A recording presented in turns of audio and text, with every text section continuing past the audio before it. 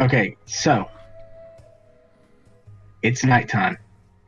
Y'all have well, actually, I really want someone else to do the narration for or recap for last campaign, last episode. If someone wouldn't mind explaining what y'all did and stuff. I don't know. You want to run this, Gavin? Or you want me to?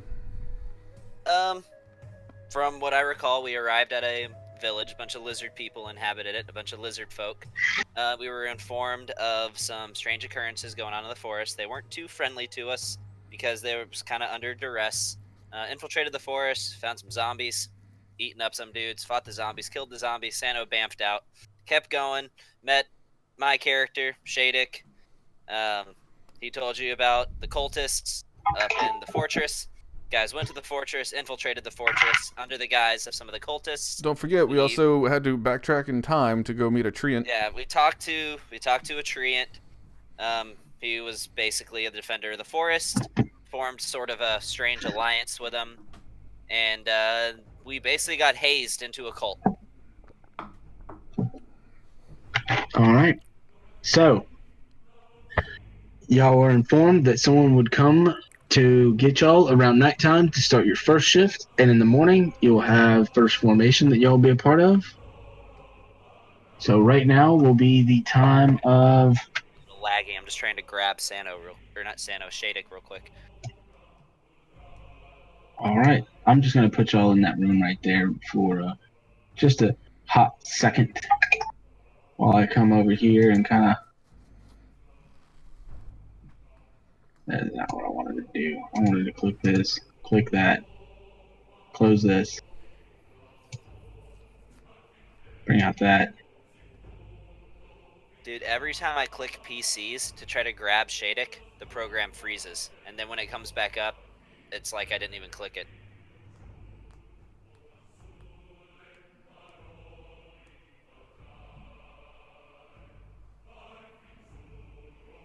All right. So, what are you trying to do with Shadik? The token should be locked. Well, right now the program is frozen. I got the spinning blue circle on my screen. Oh. I'm just trying to claim him. Like, I can't even grab him and... Oh, you're trying to claim? I can't drag anything around on this. What's Spinning Ground's problem tonight? I don't know. I was able to get in there okay, but apparently you guys are having some trouble. All right, so... There it is. Maybe. There it is. All right.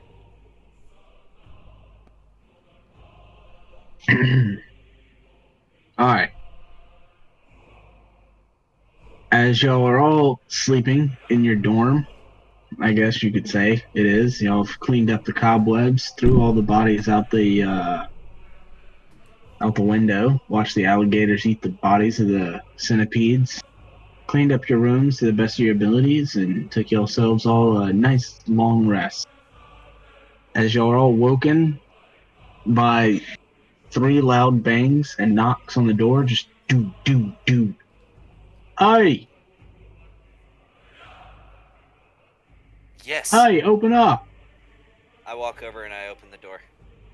You see 2 of the cultists before. One of them looks to be Dragonborn in the background. The other one looks to be human through their mask. I need 2 of you to come with us. Zorlin is the first to stand up and start to walk out the door. As he just, yes, I will be the one to go with you. What do you guys want to do? Do you mind if I go, or are you thinking one of you guys would rather go? I'm good either way. Oh, Lucky. Mm-hmm. Oh, did you tell everybody about what you heard through the night? I have not. Okay. But I would like to. So... Alright. Or through the day, as the night was coming around. So, right as we were about to go to sleep, I heard a bunch of, like, wailing and screaming. That was what it was hearing, wasn't it, Tony? If you refresh my memory. Well, it wasn't when you went to sleep. It was as nighttime was folding over and the moon was coming up, sun was going down. You heard a lot of like wailing and ghostly gasps and stuff like that, and you assumed that they were coming from above you. So then I just want to make a point. When Garrick and Jessup, the other two guards, were here and were telling us, they were saying that, be wary of the second floor, because there's ghosts or something up there, like it's possibly haunted, which is where I was hearing all those noises coming from. So second floor is going to be interesting. Okay. Yeah, I do remember them saying that. I think for the people that go with should be the more charismatic members of the group. Now, I have a charisma of 8, so I'm not exactly charismatic. If Zorlin's one of the two. I honestly, Ryan, I think Surge should go. The fuck? You're the second most charismatic person in the group. But I'm adorable. Oh, yeah, but he's a fucking walking cat. Who likes to grab shit. So what's what they do? I regret nothing. If not Surge, then I volunteer. If you don't want Surge, go. I'm about to say, if you send me and it involves a lot of talking, we're about to start swinging. And I'm about to start shooting, but either way. And they never made it to level 5. If you don't want to go, I'll go. You want me to go? Sure. Yeah. Alright, fine, I'll go. Alright. So, Zorlin and Shadik end up leaving out with these two cultists. As one of them stays behind and kind of tells the other two, just give them a couple hours, they'll come back, and y'all be their relief, and they will inform you on what's to do afterwards. Yeah, bye. And then they just shut the door and walk away with your two party members. So they bring you around, Shadik, and they walk you around through the first door on the way on the left, and they inform you that the hallway in front of you is where the lizard folk go to sleep at night. If they're not the ones that go outside. Hallway to the north? To the north, the stairwell to the northeast. That is where a lot of the lizard folk go. The room in the center, you're not allowed to go there. And then they're just taking you on a perimeter walk, perimeter check on the interior. Y'all are doing an interior perimeter check, and y'all are to do this tonight for 4 hours, and then you swap over to the other ones for 4 hours, and then y'all go back, and then you have the second group will go upstairs to the first doorway on the right, and you wake up the first bunk on the right. That's what they're telling you. You back to the quarters where y'all first went up the first stairwell. You go up to the first floor, first door on the right, wake up the two guys on the first bunk on the right. So they show you to this door over here to the left.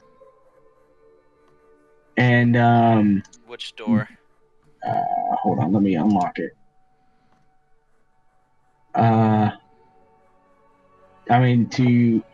This room right here that I just opened up right beside y'all, and they show you that this is the stables where they keep some of the giant lizards inside the keep to help protect the inside. And they say you just gotta poke in there, make sure they don't eat each other, make sure they don't kill each other, stuff like that. Right here on the left, they tell you to be careful opening up these doors. This is where the bullywogs, the frog people that you've seen from time to time outside. He said the bullywogs are in here, in this room over on the left. And he tells you they're strange, they're frog people, leave them alone, try not to go in there, mess with them. They're pretty vicious. The lizard folk are easy to talk to. And so he says stay out of that room if you can. Fuck those bullywogs, a bunch of pieces of shit. And right to the south is another doorway. Let me open up that one. where he shows you to. It looks to be like a forge is in this one. This is where they hold all, like, there's a forge in here, there's an armory, this is where they keep their weapons and their armaments and their supplies. A lot of crafting goods, stuff like that is in here. I just asked him a question real quick. Excuse me, I would actually like an extra tinderbox, perchance. Could I possibly acquire one? Yeah, maybe in the morning time when the forge master's in here and the armorer are in here, and then you can ask. Everything has to be signed out. It doesn't matter if you want a match or a whatever you ask for. You still got to sign it out. But moving on. So you walk in there, and then they take you to the next door. And this other door is, they open it up, and there's really not a whole lot inside this room. It is a sleep. Other than there's, as you walk in, there's two other doors as well, and a staircase. And they tell you that this is where some of the lizard folk have assigned sleeping quarters. There's a lot of lizard folk, so they had to accommodate enough size. But this is where mid shifters go, people who have shifts in between day and night. This is where they sleep, and but he said that it's almost unaccountable to which lizard people actually sleep in which section, because there's just too many of them. Sometimes they might come over to these quarters, sometimes they might go over to the other quarters. He said normally if you just need a lizard folk to just do some bullshit work for you or whatever, just go run and grab one. It doesn't matter which one you choose. He said don't even. They inform you that very few people in the castle actually speak the same language as the lizard folk, so it doesn't even matter. He said if you just walk up to one and then point at something and start screaming at them and then kick them around a couple times, they'll get the hint. So, and then they also inform you that never go into the captain's quarters. If you go back into this room over here where I have you all moved. Are you looking at the map by any chance, Gavin? I am. Okay, if you I'm go back following to him this around the room, whole way. they show y'all that the captain's quarters is to the south. Never go into the captain's quarters. They take you back up into the hallway to the north. Yes. Whenever Sano heard them speak about basically how they treat the lizard folks, Shadek heard that, he felt a little surge of anger due to it being all too familiar with circumstances he's been exposed to in the past.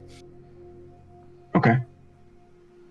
Are you gonna react off of any of that, or? No, other than clench my hand together a little bit. Okay. All right. So, cool.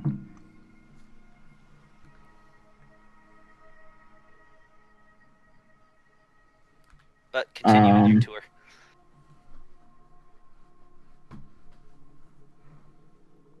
I just got twist turned around. Nope, I'm good.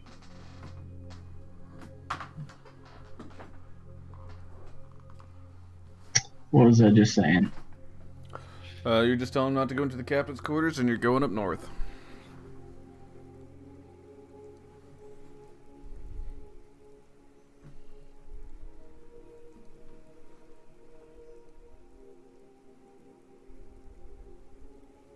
Going to the captain's quarters.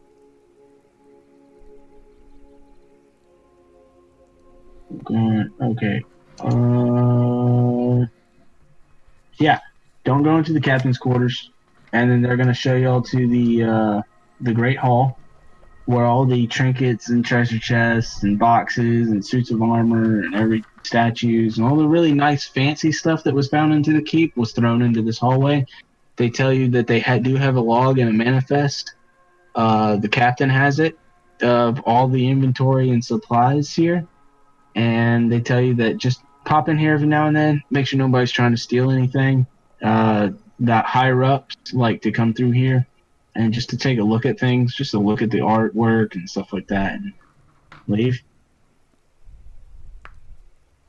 And so from there, they're going to take you back to the blacksmith, shop, and they're going to take you upstairs. And they take you upstairs, and you just see armor pieces, hundreds of different types of weapons and arrows, and from daggers to long swords, crossbows. There's a lot inside of here, and they just kind of show you around. And then they take you to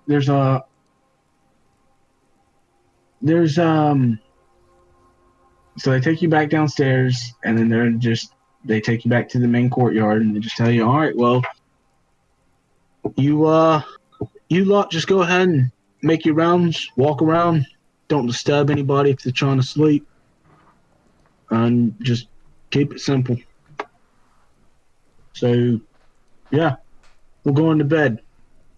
And the two cultists start to walk off back towards the main path.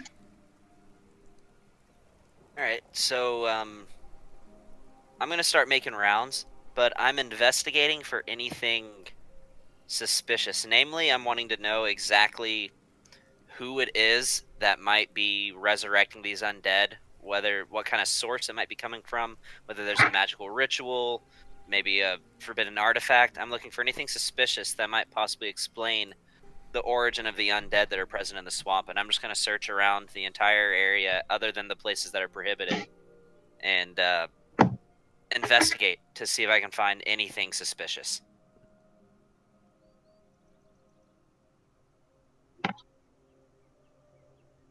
I'm walking everywhere I'm allowed to go. Okay. Then give me go ahead and give me an investigation roll.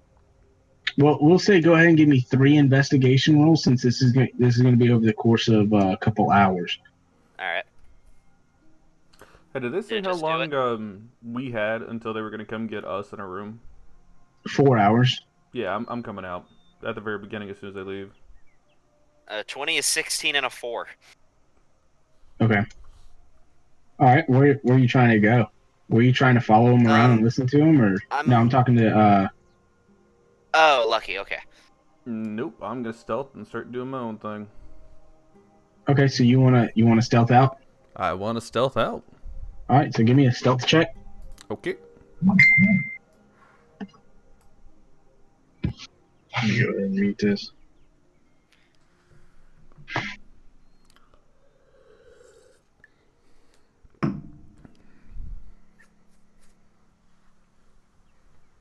All right.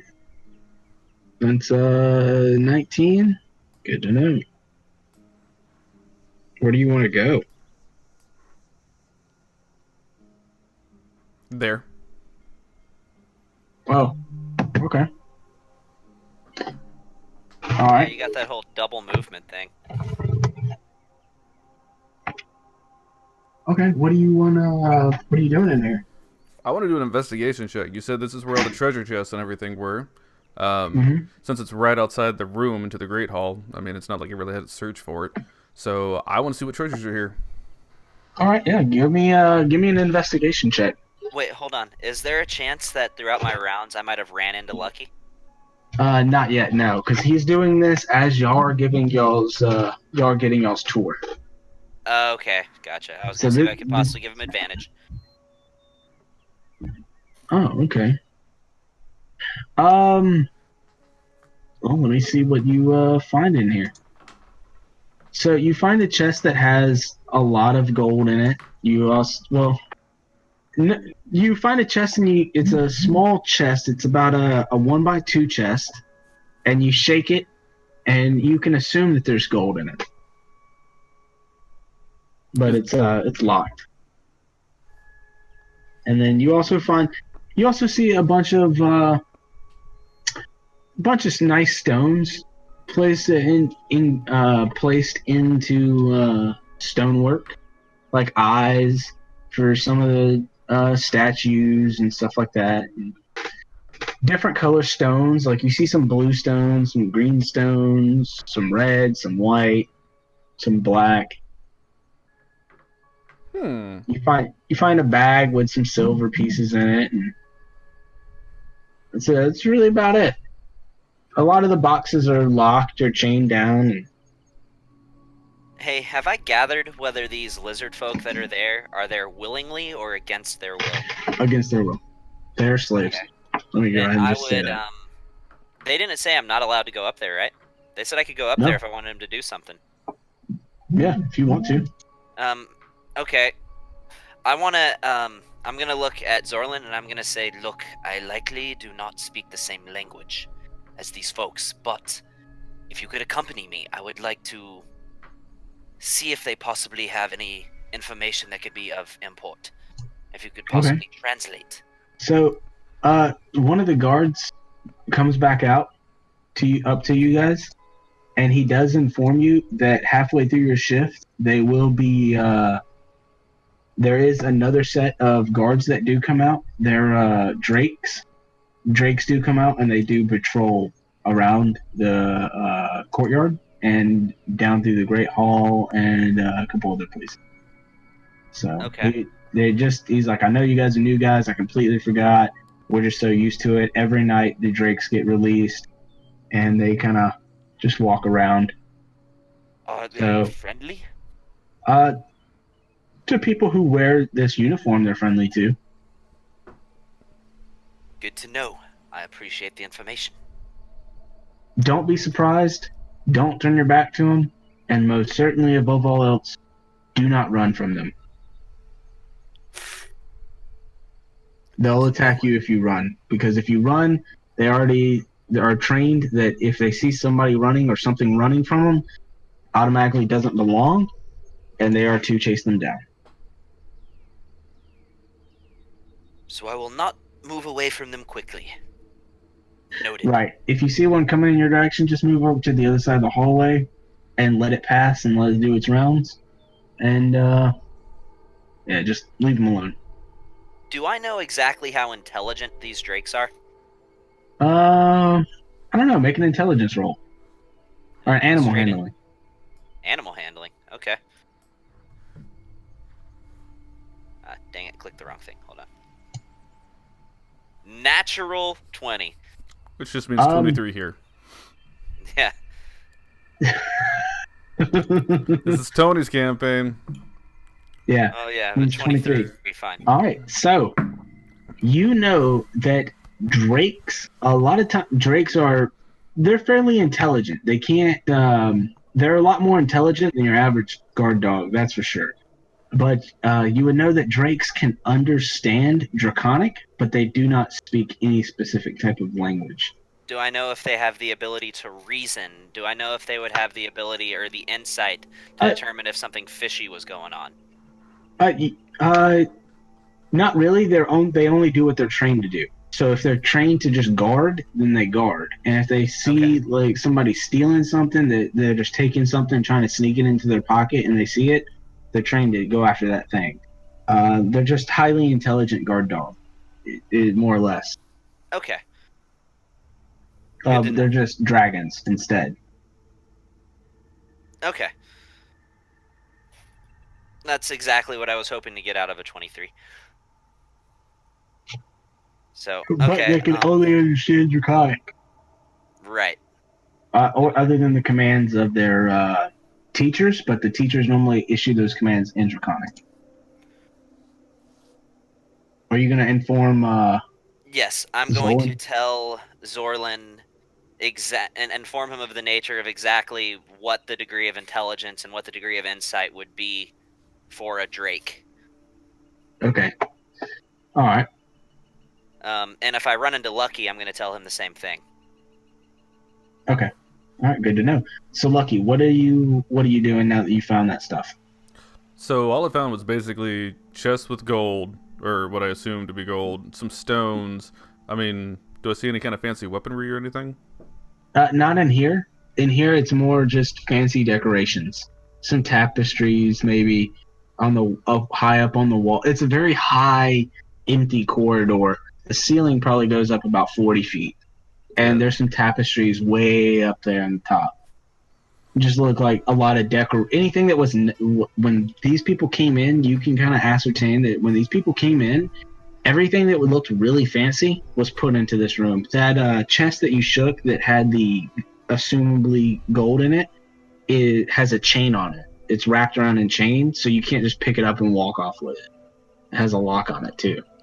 It doesn't matter. I'm not interested in it if I think it's just money. Yeah. What about the You stone? assume this. It sounds just like if somebody was to hand you a bag of coins, it would sound just like that. The stonework is highly. It looks like it was extremely well crafted stonework, just very high end crafted. You can tell that it's really nice. When you say stonework, though, I mean, are you talking like the? It's really nice. Like the stone walls have like art No, crafted no, no, into no. them, or Statues. There's statues in there, and it looked like they oh, were hand chiseled very gently. anything more small but would catch my eye. No, not really. I mean, yeah, no, not really. Other than just maybe some fine clothing that's been placed upon Nah, it's nothing. at the base of each statue. There's a small altar with like a little alms bowl for if you wanted to put like some food or something in the bowl, and then some candlesticks, and that's about it. Nah, that But doesn't interest me. it doesn't actually have any candles in the candle holders. They're just shiny candle holders. Nah, no interesting objects or anything. I don't want just gold. So okay. So at this point, I'm basically just gonna continue to stealth around and just do my own investigation. Two things I'm gonna be looking out for. One, guard rotation, just to kind of see where people usually set up post at, or if I overhear anything interesting, if I can Okay. even understand anything. And yeah, I'm probably just gonna keep working my way around until I get to like the forge. Which I don't know Okay. where the forge is, but I'm going to keep investigating the floor, but I'm sure I would stop at the forge. Have I ran into Lucky yet?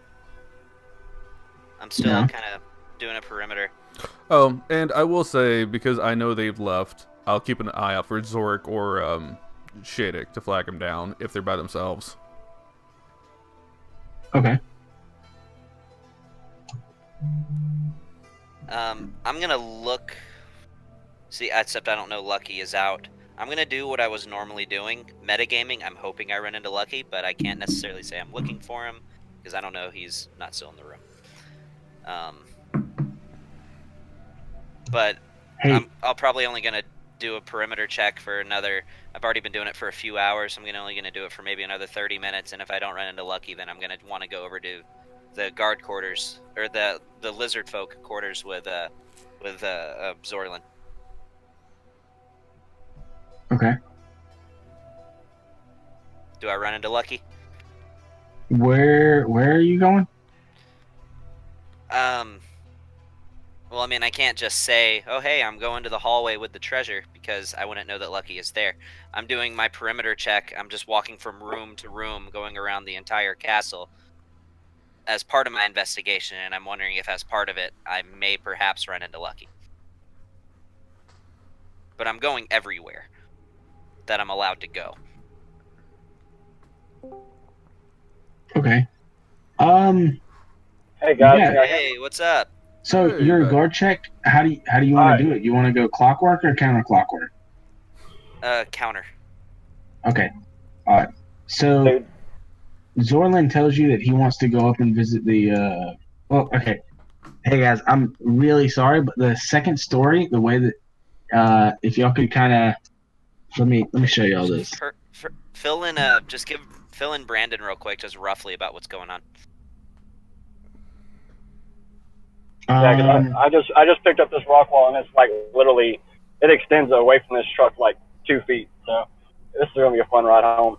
Yeah, just be careful on your drive, man. These Yeah. things are I big. If you can, just imagine that some things are slightly rotated around on the second floor. So,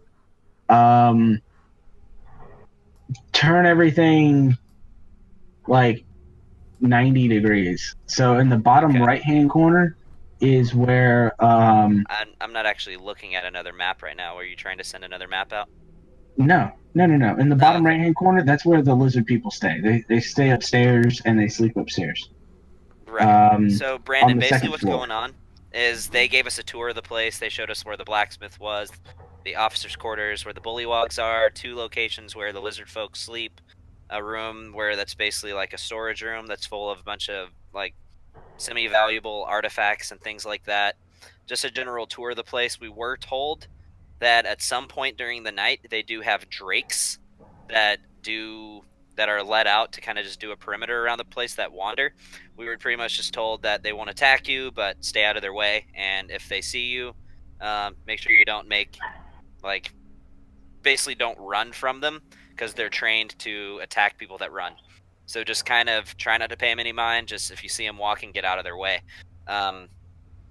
I did an investigation check, actually 3 of them, to try and find some information that might pertain to exactly how these undead are being raised.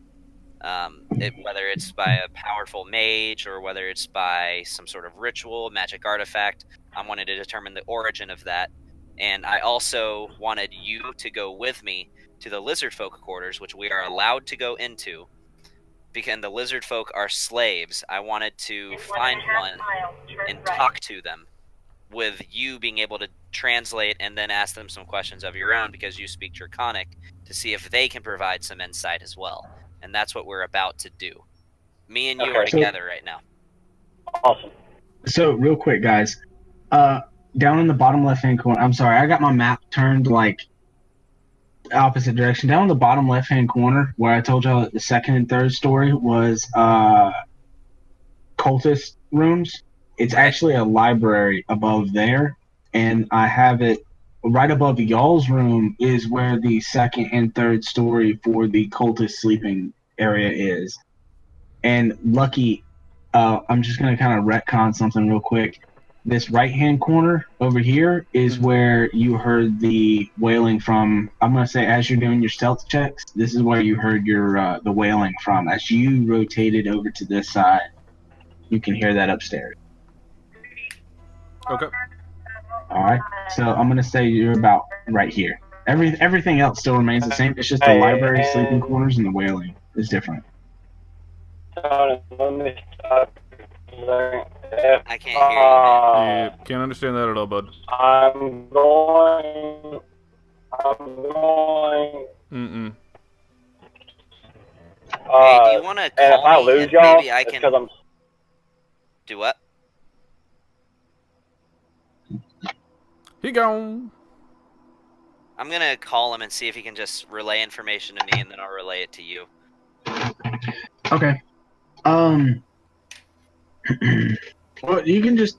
Yeah, he's gone, Gavin. So I'll just tell you what... I'll just talk to you like the cultist. So you're speaking through Zoylan for right now until he can get better reception. He won't get better reception for like another 30 minutes or so.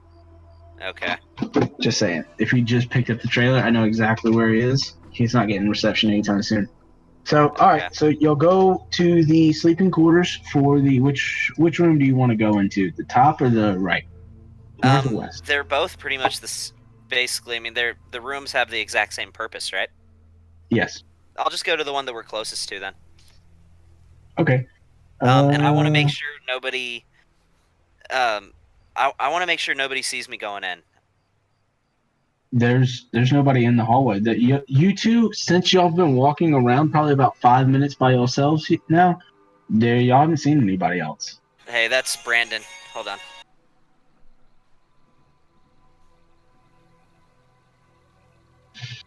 Lucky, what are you doing? You went over to the stairwell on the top right, and you started hearing a bunch of wailing noises coming from the stairwell.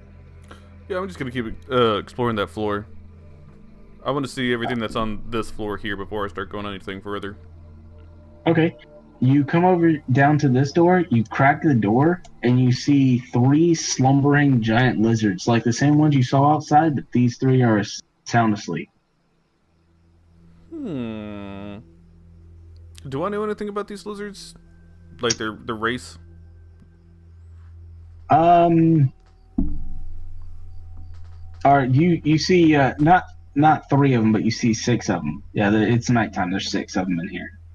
The race, you know that they're large beasts. They're large lizard beasts. Like as if you can imagine a what are those dragon lizards called? The Komodo dragons? Dragon lizards? Yeah, imagine like a kimono dragon that's big enough for you to ride. Oh. Gotcha. That's kind of cool. Maybe if I could make friends with my centipede, maybe I'll make friends with one of these later. Well, I made friends with my centipede. Y'all killed it, though. All right. I didn't do shit to your centipede. Who killed it? What an asshole. All right. Do I see anything else? Just from a quick peek in the room, not really. No, you just see 6 giant lizards inside this stables. All right. I close the door and keep on with my search. Okay. You can kind of assume that the ones that you saw outside at nighttime, they get brought into the castle and they get put inside these stables. This looks like a keeping house for these lizards. That's what you kind of assume from there. And I just want to say, before I keep going into each room, like I'm being kind of smart about it. Put my ear to the door, listen to see if I hear anything before I open it. You roll pretty high on your stealth check. I'm definitely putting that into account. Okay. So you rolled pretty high on the stealth check. All right. So what about this door?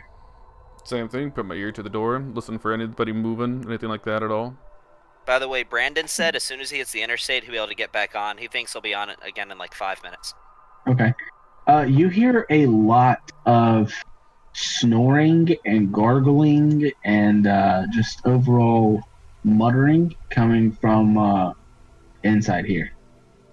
Yeah, I'll crack open the door and take a look in, just to see. Just a little crack in the door. You can see dozens of bodies on the ground of sleeping bullywog. It's quite unsure as to how many. You could, if you were to sit here long enough, you could probably count a good handful of them if you could actually get inside the door. But you can see that there's more than a dozen in here already, just by looking. The only thing I want to make note of is, do they have their armor and weapons in the room that they're sleeping in? Yes, they do. You can see that they're in there with them. Okay. Close the door, move on.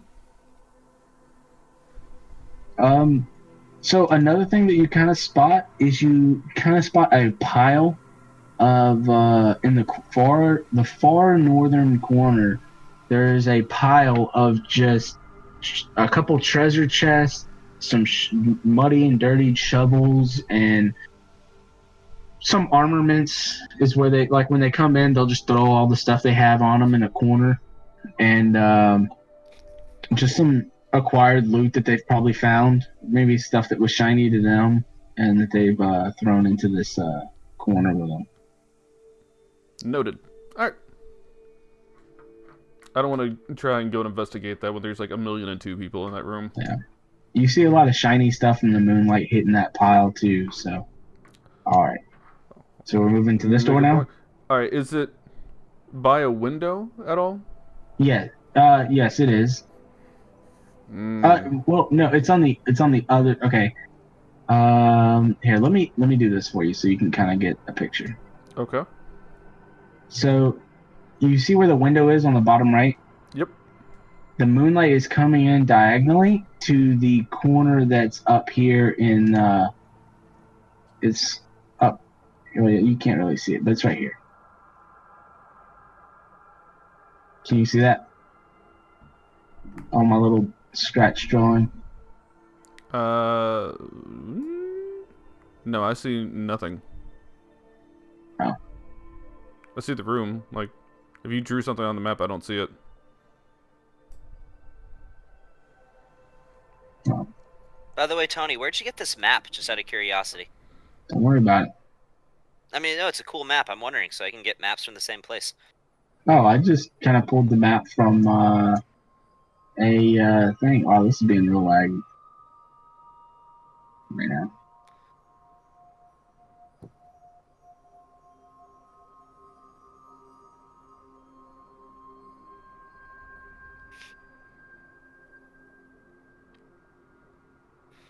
Yeah, mine is too.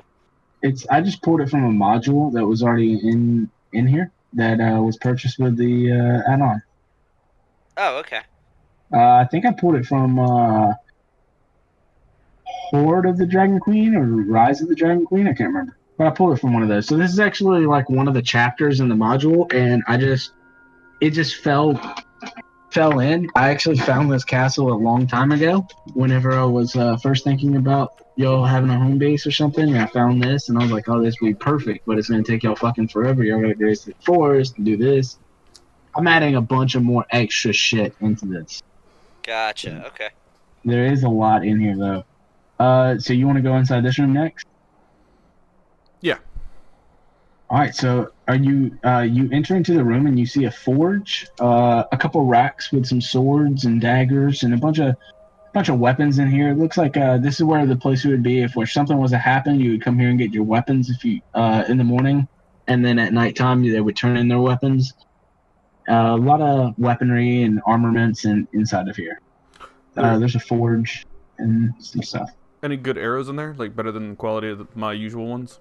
Oh yeah, you see barrels, small barrels that are about 3/4 as tall as an arrow's length, and it is each barrel is filled. There's several barrels filled with arrows. Yeah, but like I'm also like the quality of arrows. Are they just like regular arrows, or are They're there just. any that are like nicer? Are you gonna go in here and look? Oh Or are yeah. you just peeking it? No. Okay. If there's nobody in there that I can see, then yeah, I'm going and doing my thing. I'm gonna go and start searching. So you're gonna go in here and go ahead and give me an investigation check. Okay. While that's happening, Gavin, you're going into the room to the north, right? I wanted to go see the lizard folk. Natural one. Yeah. So yeah, they're pretty common arrows. But Gavin, so y'all are gonna open up the door, north of y'all, and you can count 10 sleeping lizard folk inside this room. They're all asleep. There is just small pallets. It looks like just bedding on the floor. They're just sheets of cloth that they're sleeping on with piles of hay and straw, some grass, moss, whatever they can use as pillows. There's 10 of them inside of here. Okay. So I want dang, I really wish Brandon was here for this part. But Do you want to check out the other one? What do you mean? The other room. There's another room with lizard folk in there. Yeah, let me check out the other one. I want to just peek in and see if it seems like any of them are awake. Okay. So as you're standing in the doorway, you actually see a lizard folk exit. It's pretty dark inside the room that y'all are in, and as y'all turn around and you go to exit, you actually see a lizard folk come out of the room and walk over to the stairs and start to go over the stairs. And you can recognize him as Snapjaw, and he's currently walking up the stairs right now. What do I know about Snapjaw?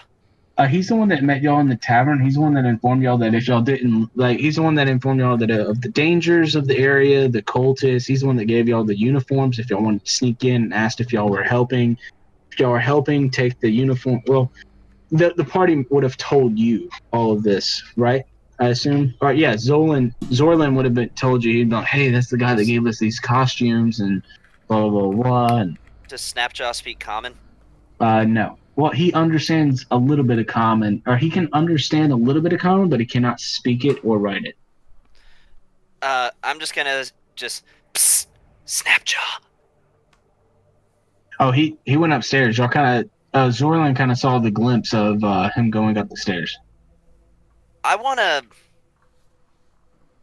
follow him, and I'm trying to do so without him noticing me. All right, so give me a stealth check. 14. And then I'm gonna roll one for Grimwolf as well. And he rolls a 10 with his stealth, 17. And I rolled a 14. So y'all get see, yeah, Snapjaw's perception is 6. So yeah, y'all carefully walk up the stairs and y'all get let me get to second level.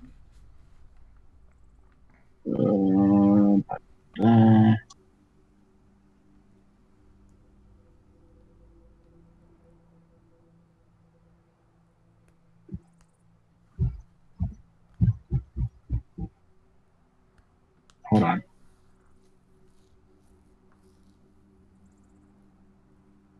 There you go. Did you share another image or something? Yeah, I did. Yeah, it's got the second level. The blue circle just popped up. It's probably loading it. Okay. Um, So okay, cool. if you Now I could, see it. yeah, if you could view it in the the top right hand. Let me see if I can find my NPC.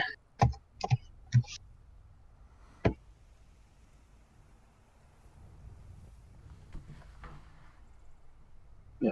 So you see Snapjaw, kind of as you're walking up the stairs, he kind of looks around and walks over to the door immediately across, and he kind of opens up the door. You hear some slight whispering where Zorlin is whispering behind you. He whispers to you. He's like, "Come on, we're ready. Let's meet."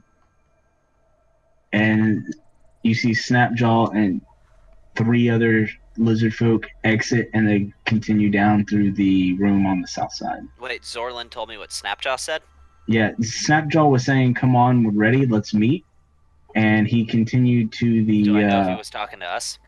No, he wasn't. He was talking into the room, to in front of y'all. All right, I'm sorry. Now you can see it. I want to try to spy on him. I want to hear. I want Zorlin to translate to me exactly what they're saying, and I relay that request to Zorlin.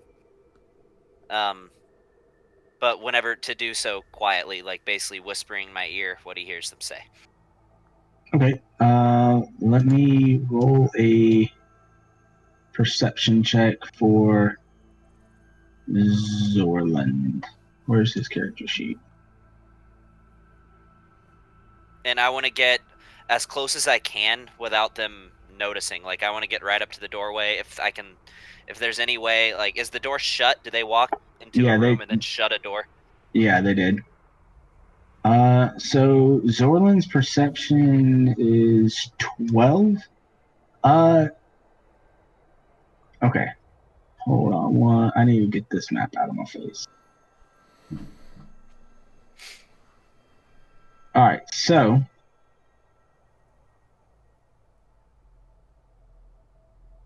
bring this map up. That's the wrong one.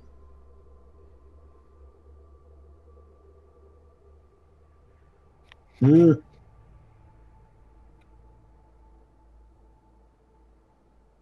So Zorland tells you that it sounds as though as they're making some kind of plan. He's unsure of what kind of plan it is that they're making. But it sounds as though they're talking about weapons and a plan and freedom and various other things, but he's not quite sure exactly. He can't really get the full gist of what they're saying, but that's about what he comes to the conclusion of. Okay. So, I'm trying to think of what I should do here. I'm going to. Oh, I need you to roll a perception check as well. Me? Yeah. 20. Nice. Something that you noticed as you were coming up the stairs is while they were opening and closing these two doors, they were very smooth.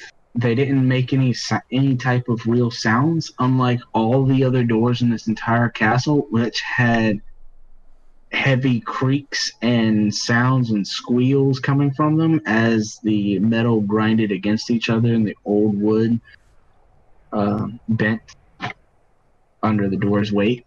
So these doors sound like they've been taken care of, and the lizard people do not want people to hear them moving around. So they're planning some kind of overthrow, sounds like. Okay. I'm trying to think of how exactly I can make contact without freaking them the hell out.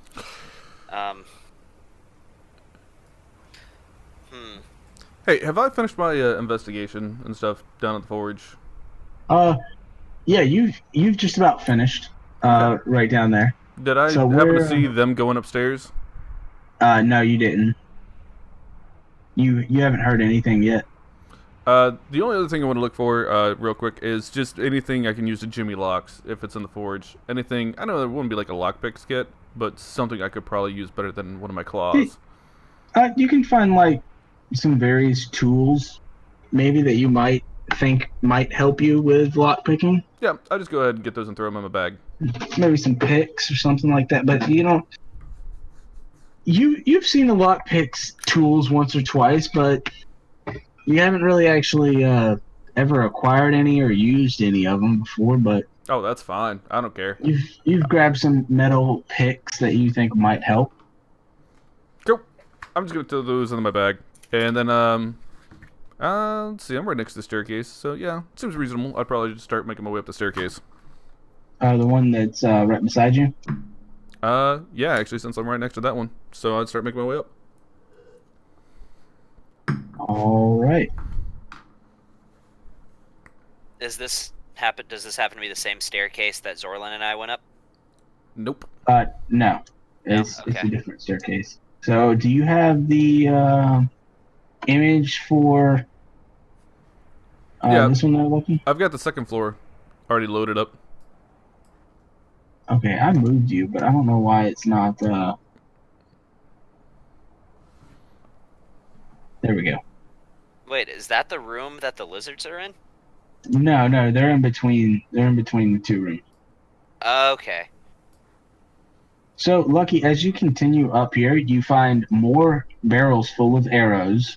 You find various armor, weapons, hundreds of arrows in this room. But except for the weapons in this room look older, like as if whoever abandoned this castle at one time, this is where they left all of their stuff, or this is where all the old metal, rusted weapons were kept or placed here whenever new people arrived.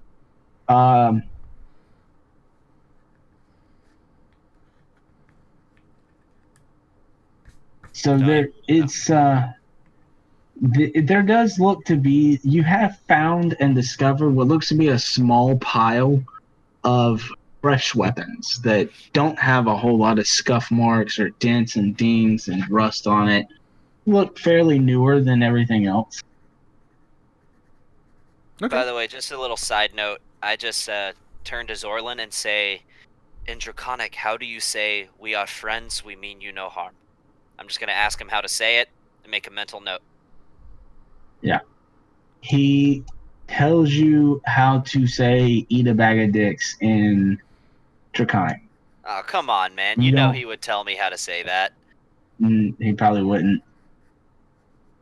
But that you assume that he's like, oh yeah, this is how you say it. And then, or I eat a lot of bag of dicks. That's what you say. Can I insight him to see if I know if... No, I'm just joking. He tells you how to say it. Okay, alright. He also tells you that he should probably be the one doing the talking since he's the one that knows Snapjaw a lot. Okay. I'm hoping Brandon gets on here in a few minutes, because I was really hoping he would be on for this part. So, Lucky, what have you come to any conclusion? What else you want to do in this room? Yeah, I'm gonna look through the fresh weapons and see what kind of weapons there are. Swords, daggers, short swords, long swords, a couple scimitars, a couple rapiers. Yeah, just a lot of bladed weapons, axes, battle axes, hammers. Did you want to grab some stuff in here?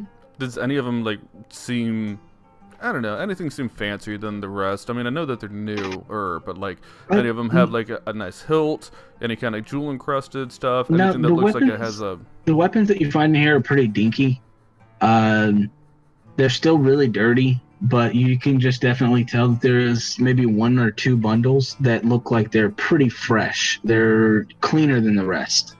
That are all covered in rust and dirt and debris, aged with time. And there's two little bundles of some swords and some axes that look fairly fresh. Okay, I'm going to go into the thing that looks fairly fresh, and I'm going to look for the nicest short sword I can find. Okay. Yeah, you end up finding a short sword. It's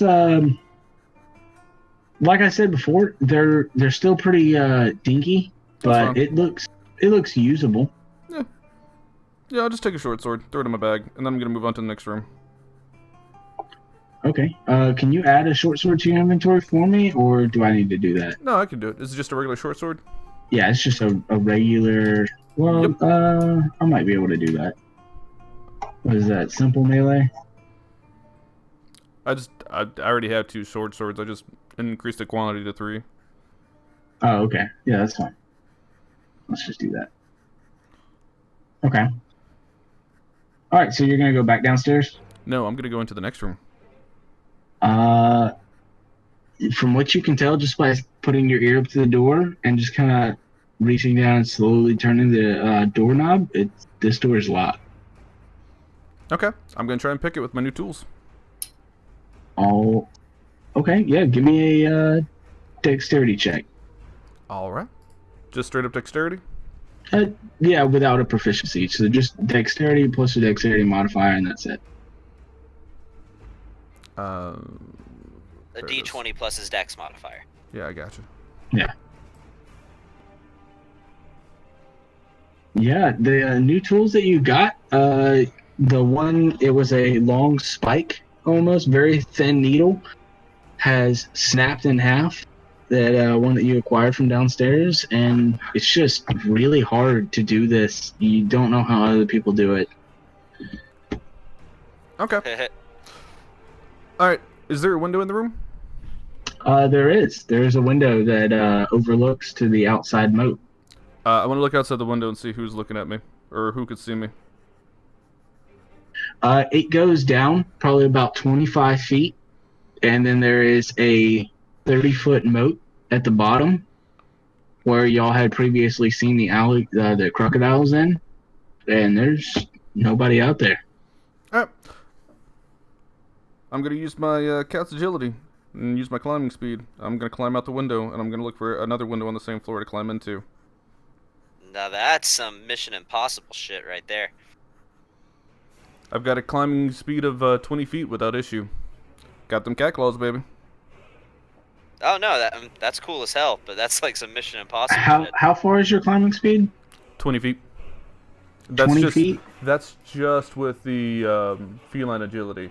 Your reflexes and agility allow you to move with a burst of speed. I'm sorry, it's under cat's claws. Because of your cat's claws, you have a climbing speed of 20 feet. In addition, your cats are natural weapons. So it stacked that on with feline agility, and it can double my speed. So I'd have a climbing speed of 40 feet. Okay.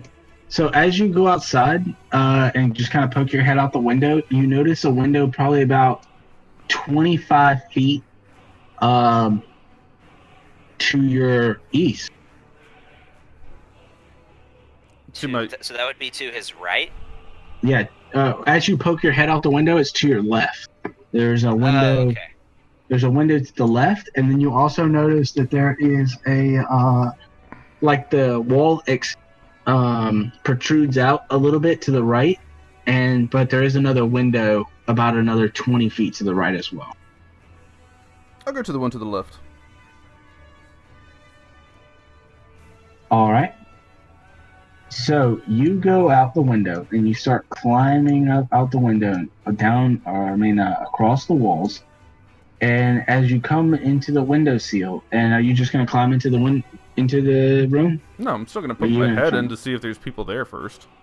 Okay, yeah, you poke your head in and you see 4 of the lizard people. Snapjaw that you saw before, he's inside the room currently at this time with 3 of the lizard folk.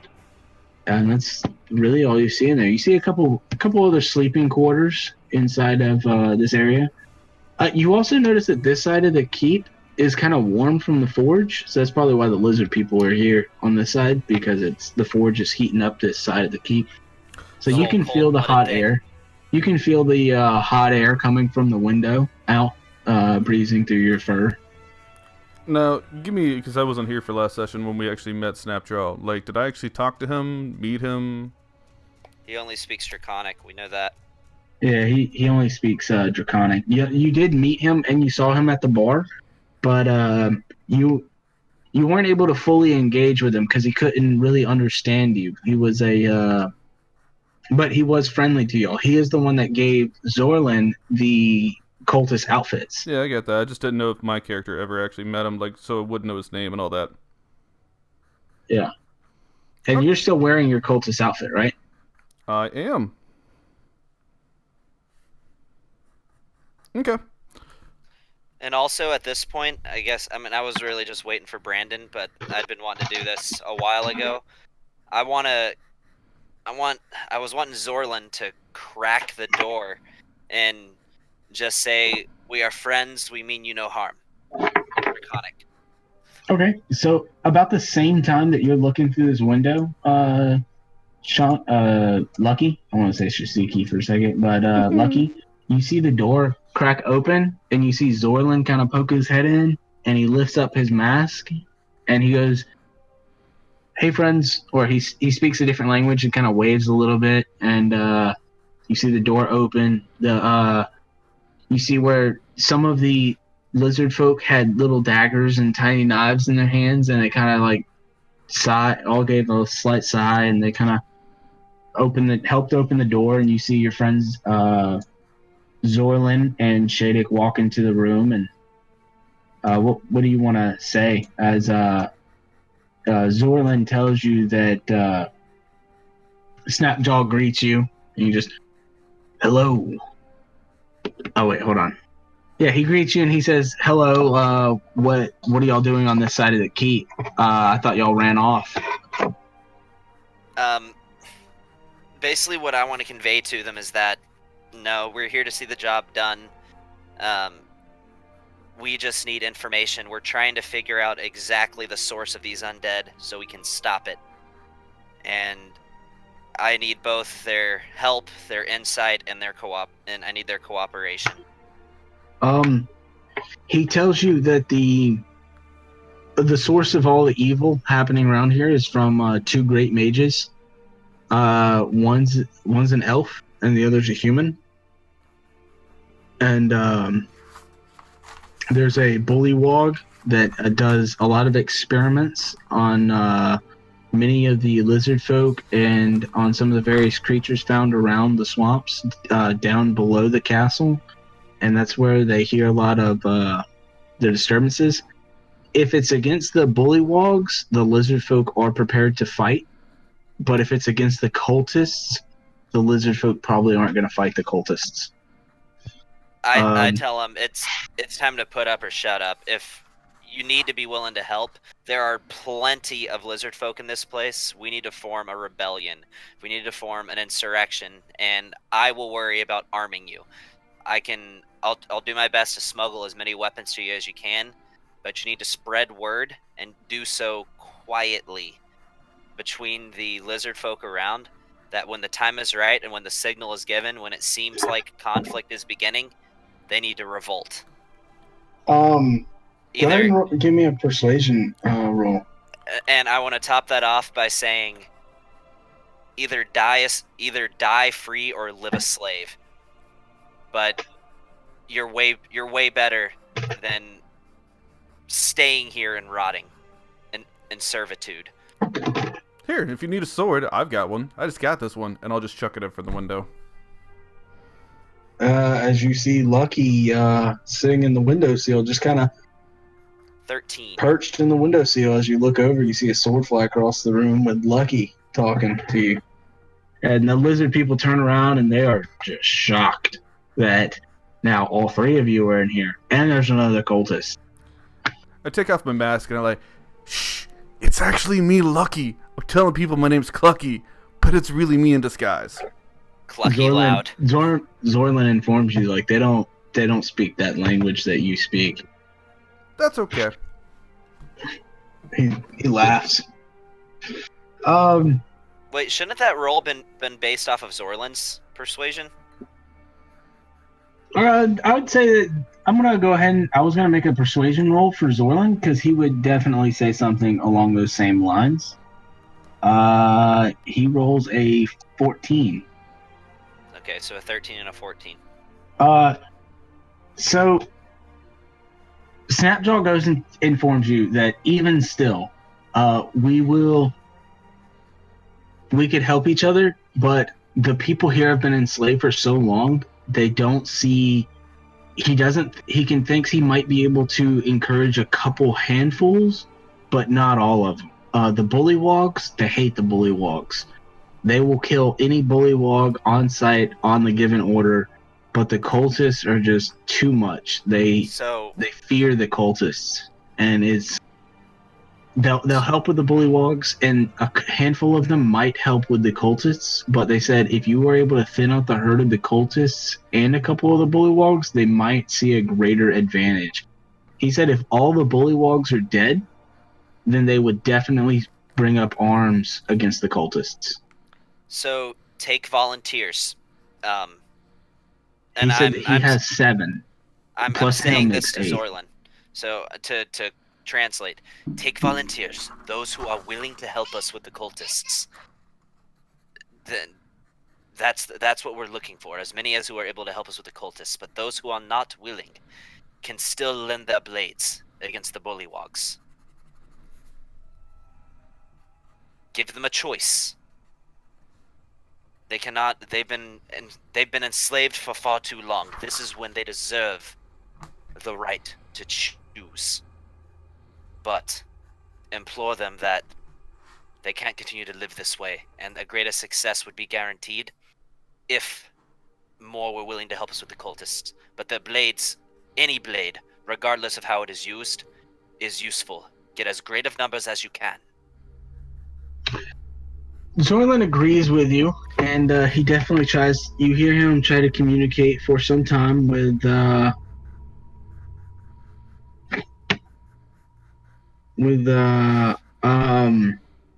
Snapjaw, and he tells you that Snapjaw says that he does have a handful of people that can and are willing to fight the cultists. But again, in their top priority would be the bullywogs. They fear the cultists.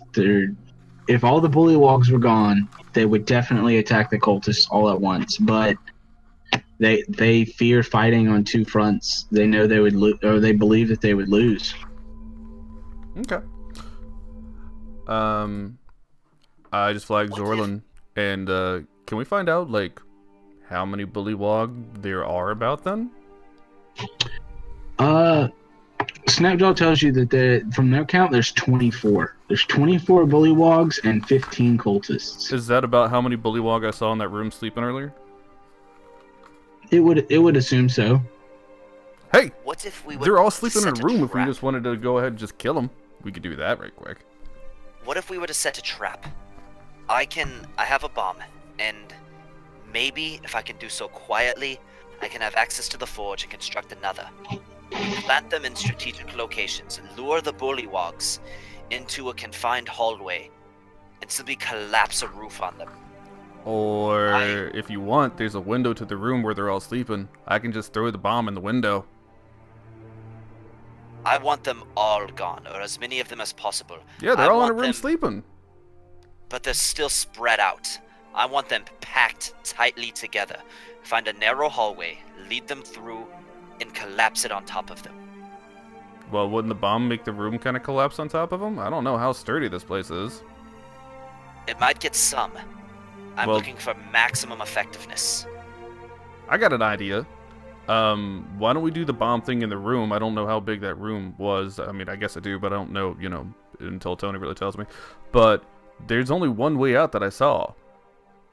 Unless there was that staircase actually in there too. But we could just close off their exits. We seal them in the room. If they try and run out the door, you have another trap set for them. But blow them all up in one room while they're sleeping right now, and we can go ahead and get this show on the road. We need to seal off. There's a window, and in times of panic, they may find themselves willing to jump out the window. We would need to seal that off too. We would also need to seal off the main door.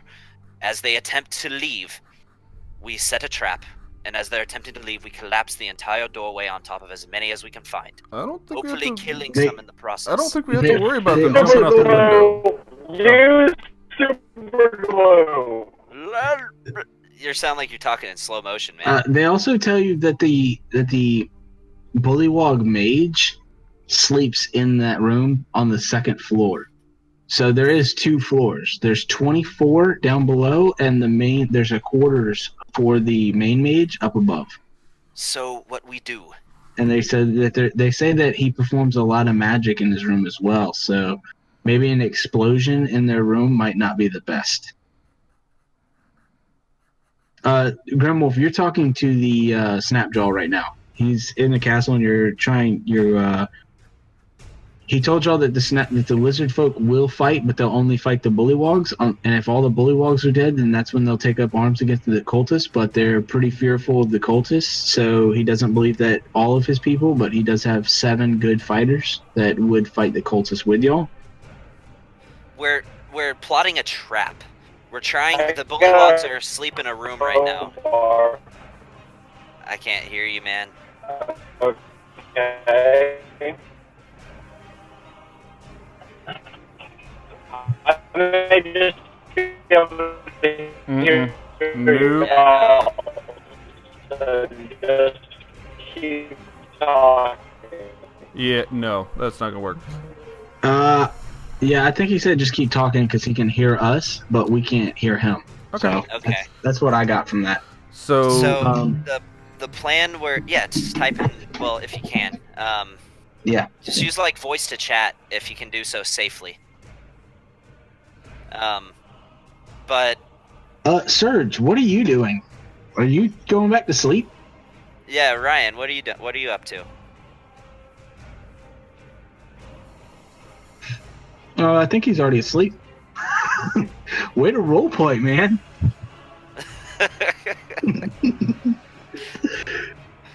So, here's my 2 recommendations to however we do things. It's either we make our move now, set up the trap, and do things while the bullywogs are all together, all asleep, or we'll have to just gather information for the rest of today, and then do this tomorrow. Because Tomorrow would probably be the better option because they need time to actually gather their forces. They do tell y'all that during the day, all the bullywogs go either underground or outside. There's only 2 that's ever in that room during the day, and they're to guard the bullywogs' treasure that they've collected. And that's how the bullywogs get paid. They get paid in the treasure that they find underground, and all the treasure that they found in the castle. So I look over. Oh, The sorry. What were you human saying? and the elf are never visit the bullywog's room ever. But the head bullywog mage does stay in there during the night. So I almost said Shiziki. So, Lucky, what are you thinking? Are you thinking we should wait for the daytime? Yes, there would be no bullywogs around, but the gods would be more active. It'd be more difficult to pull this off. no, I'm just saying this is going to be a numbers game. We can take out 24 theirs and we gain 8, and then I don't know how many people. Like, we need to know the locations of these other 2 mages. We have 3 targets that we had to take out, especially. Well, Snapjaw tells you that there is a room in the middle of the building that one of the mages he stays in there. The elf mage, he stays in there. The human is unknown. The human goes downstairs and he'll return every couple weeks. He'll return and he gets the bullywog and the elf give him a status report with the captain, and then he leaves for a couple more weeks. But he's rarely seen. How long was the last time he was seen? 3 days ago, and he normally leaves for 2 weeks at a time. Okay. Is he one of the mages that is responsible for raising these undead? Snapjaw believes so, but he also believes that all the cultists are responsible.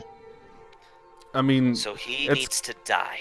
it's got to be some kind of a ritual, and they're doing the rituals here. So, I mean, we can try and do this as a more precise attack where we're trying to attack all of them at the same time. You know, lay a trap for the bullywogs while we can try and take on the mage and the bullywog mad scientist. But I honestly think if we go ahead and attack the Bullywog and the Bullywog Mad Scientist, since they're all in the same area at the same time. They're on different floors. Now, Yeah. my thought was possibly collapsing the roof on one floor, hence taking out the floor of the top and bringing it down on them, and maybe taking out people on both floors. But I really wish I had an extra bomb. I have some gunpowder. Would I possibly be able to construct an additional bomb in their forge discreetly? I just need a basic metal canister to put some gunpowder in. I mean, all we need is the gunpowder for an explosion. We need a means to ignite it from a distance. Well, that's fine. I can just light an arrow on fire and shoot it. So they also tell you that back in the hall that y'all just came out of, the room to the north, there is a third layer, but no one goes up there because they hear a lot of scratching on the floors at night, so they think that some of the creatures might be getting in that way. Like maybe some other type of creatures are up there, and so they don't go up there at night either. That's another part of the castle that they said maybe if you can go up through there, you can get to the third floor and see what's going on, and maybe you're able to scale the top of the keep from up there. So I say we plan this for tomorrow night. I think it might be a good idea, just so if we spend the rest of the evening finding things out. Because if they've got more zombies and things running around, if there's a way we can release them just to even cause chaos, like we're a small group, they're a large group. We'll go after the bigger numbers of people. Oh, I'm sorry. Okay. The guy that leaves periodically, his chamber is in the center of the castle. The elf is on the third floor above the chapel where y'all entered into, where the chapel was and the 4 guards were playing cards. Above that chamber is a library, and above that is the elf's chamber, where that's where the elf sleeps. And they tell you that her and the captain sleep in that area. The human, his office and his all his work is partly done in the very center. No one other than him is allowed there, not even the captain or the elf or the bullywogs. And he's also the only one that has a key for that door. But yes, they tell you that the at nighttime, the female elf or the male elf with blonde hair is always seen going towards her room at night. What if I at the exit to their room, in case any are not buried in the explosion, I set up another one of my wire traps with alchemist fire, you know, the sort that you encountered when you came to find me. Hence, if they were to try to leave as a result of the explosion, a secondary explosion would occur. That would be very, very wise. Okay. And one other thing, when I was climbing outside the walls, did I see from the bottom of their window if there was that same moat that had all the crocodiles in it? Does it go all the way around? Yeah, it goes all the way around. By the way, Brandon, we can hear you. I'm pretty sure I just heard you well. Yeah, I'm now on the interstate. Okay. Yeah, so we gather more information tomorrow, and we spring the trap during our shift the next night. Snapjaw, and Zorlin, you should translate this. Snapjaw, quietly spread word around your people to wait for the signal. I'm pretty sure they will know what the signal is. We will do our best to arm as many of you as we can. And when you hear the signal, which will sound like a big bang, you attack. Hey, how many of them are armed right now? Can we ask them that? How many what? How many of these guys on the resistance have weapons? He tells you that they have, in the room behind him, there is an armory in the room behind him. Where you just came from, He tells you in there they have collected various weapons sneakily that look better than some of the weapons that's already in there. They look cleaner, but they're not quite adequate. You assume that it's the two piles where you stole one of the short swords from. That's all the weapons they've collected. They are not allowed to carry weapons, so they don't actually have any with them. And they tell you that in their sleeping chambers, there is various few of them that actually hide weapons underneath their mats and in their pillows. Okay. Well, Did But he said there's nothing more than dirks and daggers. all right, but they had still enough weapons that everybody in their resistance at least has a weapon, right? I have a crowbar. Yeah.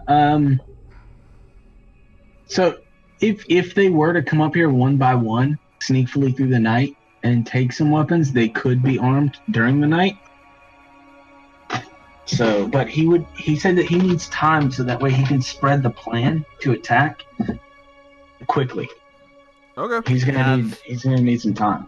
Is a day long enough? He says that between the four of them, they might be able to spread it enough. Spread the plan. Gather weapons. Develop a means to distribute them quickly when the time comes. And I look to Lucky and I pull out my grappling gun. I hold it in his direction. My grappling gun it's basically just a repurposed hand crossbow with a grappling hook. And I ask Lucky, would this be of any use to you? I take it out of his hands before he even finishes saying it.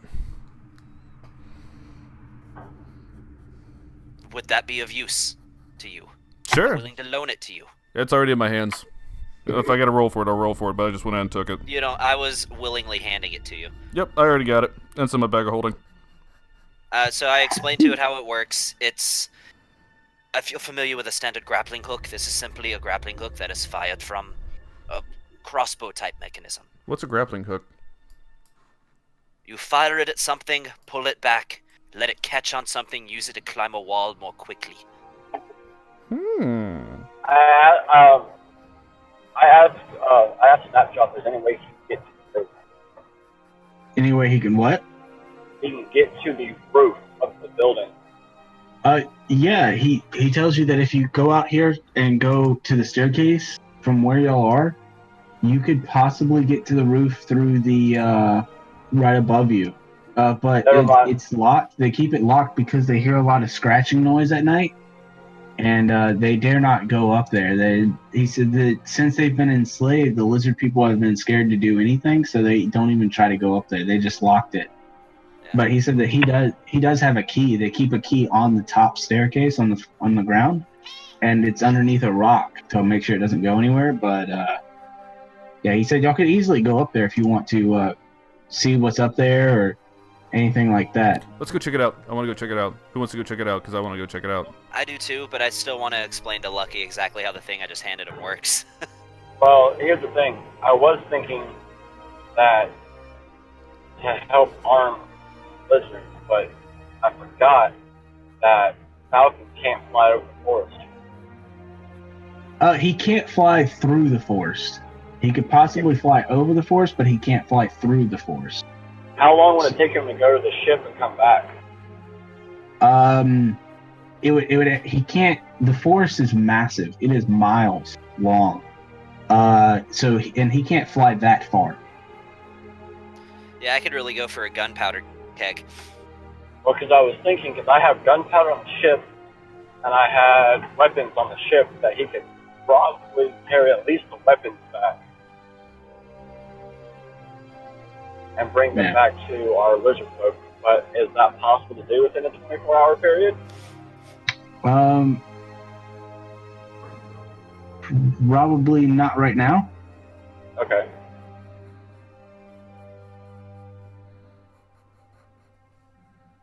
Man. Okay. There goes my plan. Well, but we can still access the roof, so that way we can open the door to let Falcon in. Because he could be an asset to it. Yes, he definitely could. well, if they say there's a bunch of noises and scratching and whatnot that happens at night, and it's night now, I say let's go ahead and check it out. But it's going to be interesting. I put my hands in my We leash. should at least see what we're dealing with, but if it seems too dangerous, we leave. Wait, hey, what if we go in the other tower? And that room What if- that is open, we can always ask Falcon to see if he can see anything on top. And if Falcon is not available... That kind of got shifted around. The whole second story kind of got shifted around by 90 degrees, so it's in a different spot right now. But it's actually above y'all's room right now. So Is there a window to this room where the strange scratching noises are occurring? they tell you they don't know. They've never been up there. Once they started hearing the scratching noises, they put a lock on the door. Okay. How long has it been since they started their guard tour? About 45 minutes. Okay. They have another 3 hours and 15 minutes left. Well, you have an hour and 15 minutes before the Drakes start coming in. So, we have an hour and 15 minutes before something's going to come in and notice that you guys are missing. So we're going to go... The Drakes stay in the hallway. Oh. They go to the hallway and they guard the hallway. They'll be there for about 6 to 8 hours. And there's 2 of them. I explained to Lucky, could you possibly climb over there in that direction? Maybe my grappling hook could assist you and see if you can notice what is in that room. You got it. I'm going to explain to him how it works before he goes. There's basically the way my grappling hook looks, it's a refitted hand crossbow with a series of gears down on it. It has 2 triggers. One trigger fires, and I'm explaining this to Lucky. One trigger fires the grappling hook. The other trigger retracts it. When you press the second trigger, it will automatically pull back on the cord, propelling you towards where you hooked onto. It'll wind up the rope, but it's not gonna pull you. It's not strong enough to pull 200 something pounds. It might be able to pull it's not like we talked about. It's not Batman's grappling hook. It's not that strong, but it is able to. Instead of you making a athletics check or an acrobatics check to throw a grappling hook somewhere, you're able to shoot the grappling hook a lot easier to exactly where you want. And you might be able to pull, it can pull up to about 50 pounds, but it's not going to pull 250 pounds. But that means regardless of how far you go up, the rope will always be taut. Yeah, right. Okay. So could it pull me for me to walk up the freaking side of the castle? It'll hold you while you climb the rope, but it's not going to pull you up the rope, if that makes sense. Okay. Gotcha. Yeah, it's not that strong. Like we were talking about, Gavin, if you were to put that mechanic on a heavy crossbow, that could possibly pull you, but the light crossbow or the hand crossbow is not going to be big enough to add enough gears to really person. Give it that extra pull. Right. Yeah. Okay. There's just not enough space on it for me to put that kind of machinery. Right. Okay. But if you were to use a heavy crossbow, you know that you could definitely put a lot more weight on a heavy crossbow, or hold a lot more weight on a heavy crossbow. Okay. Could I say that there's, and I wanted this, could I say there's a mechanism to where you can essentially attach the hand crossbow like to your waist or something? Oh. Yeah? Because you can't exactly hold on to the hand crossbow but also climb a rope. Yeah, no, I kind of assume that when you hit the button to retract it, you're climbing it as well, and so it self-retracts itself up all the way up to the top. Yeah. Or you can detach it. It'd just be easier to detach it. Okay. So, Lucky, you know that 15 feet above the window that you came in at, there is another window up there that you could easily climb up to without the grappling gun. Okay. Is there like a good enough perch so I can be able to poke my head in without putting my whole body in? Yeah, there's a window. Alright. Well, you guys good with me going and doing some investigating? Yeah, I believe that would be the best course of action. Okay. Yo, Snapjaw, heads up. I didn't realize it, but I actually took this sword from your little hidey hole pile in the other room. So, yeah. And then I climb out the window. I'm gonna go stand on the window. I'm gonna pull out some rope and attach it to? Is there anything I can attach it to? Why? Because I'm gonna stand guard on the window, and in case something hits me or I slip, I want something to catch me. Oh, are you coming up with me? I thought I was going on my own. Or are we all going? No, I'm just gonna stand on the window ledge and be your lookout. If you do not need the grappling hook, perhaps I should have it so I can actually follow you up there. There is a staircase. All right, hey, you know what, Lucky? You go up the building. Me and him will go up the staircase, and we'll meet up top. Well, I mean, if we're just gonna go, wouldn't we be better in numbers and just go all together? They're Oh, not we have. expecting you to be walking around in the halls. They're expecting us. Yep. You require a bit more subterfuge. I don't think they're expecting you guys to be walking around on the 3rd floor. No, but if they were to catch us on the way there, we would not arouse suspicion. Okay. Here's your grappling hook. Well, if we're going up the stairs, you can hold on to it. So guys, this is the part where I need to take like 5 minutes or so. Well, how? You see, Yeah, we got you guys want to call it a we bathroom got break? 8 minutes. Yeah, we got 8 minutes till 9. So everybody take 8. Is that cool? Yeah, Okay. I'm cool with that. All right, yeah, because I need to take a piss real quick, really bad, and yeah. Yeah, same here. So we'll. Alright. I'm just driving. Okay. Reconvene in 8. If you need to use the restroom, pull off somewhere. Now would be the time. I'm good. I did it before we left. Okay. Yeah, Brandon, if you're gonna smoke, man, can you roll down can you mute your mic so that way we don't hear the wind coming in on your headset? I can. This truck is broken. There's like air vent that's broken, so there's already airflow. I'll be right back. Oh, okay. All right. I was just saying because I know if like you roll down the window, there's gonna be a lot of noise coming through. Yeah, you can't even roll down this window. It's broken. Oh, okay. All right, cool. All right, I'll be back. All right.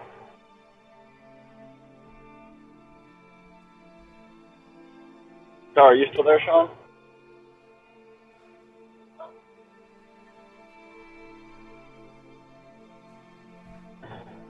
Oh.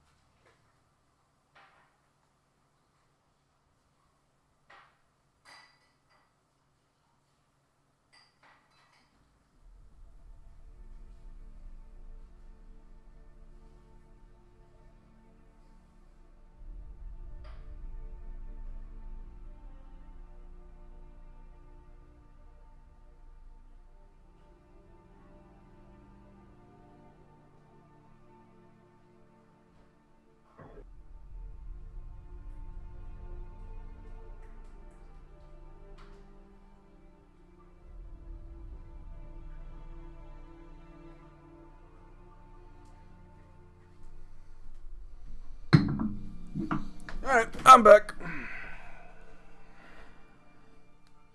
It's okay. At the same time, we usually end D&D at the same time I'm getting back to the shop. Yeah, perfect timing.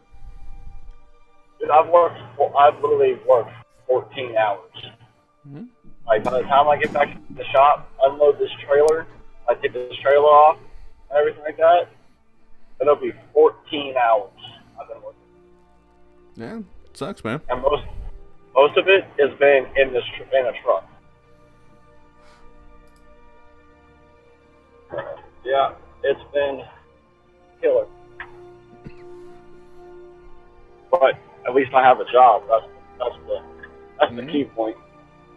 That's what's important, man. Well, I lost because I lost my other job because my sister wrecked my car, right? Well, when I told him that my sister did that and I lost my other job, he pretty much brought me on as full time for him. Like I make $2 less, but I get more hours, so it kind of evens it all out. Yeah, but still, I'd rather make more money with less hours in. But you know, do what you gotta do, man. Take care of yourself.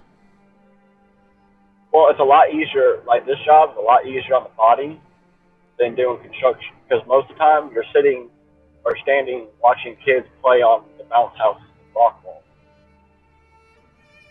You're not constantly fighting your body to do physical manual labor.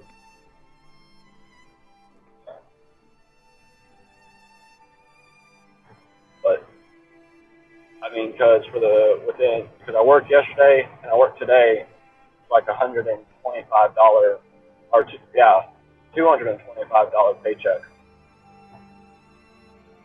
for only 2 days worth of work. So I'm okay with that.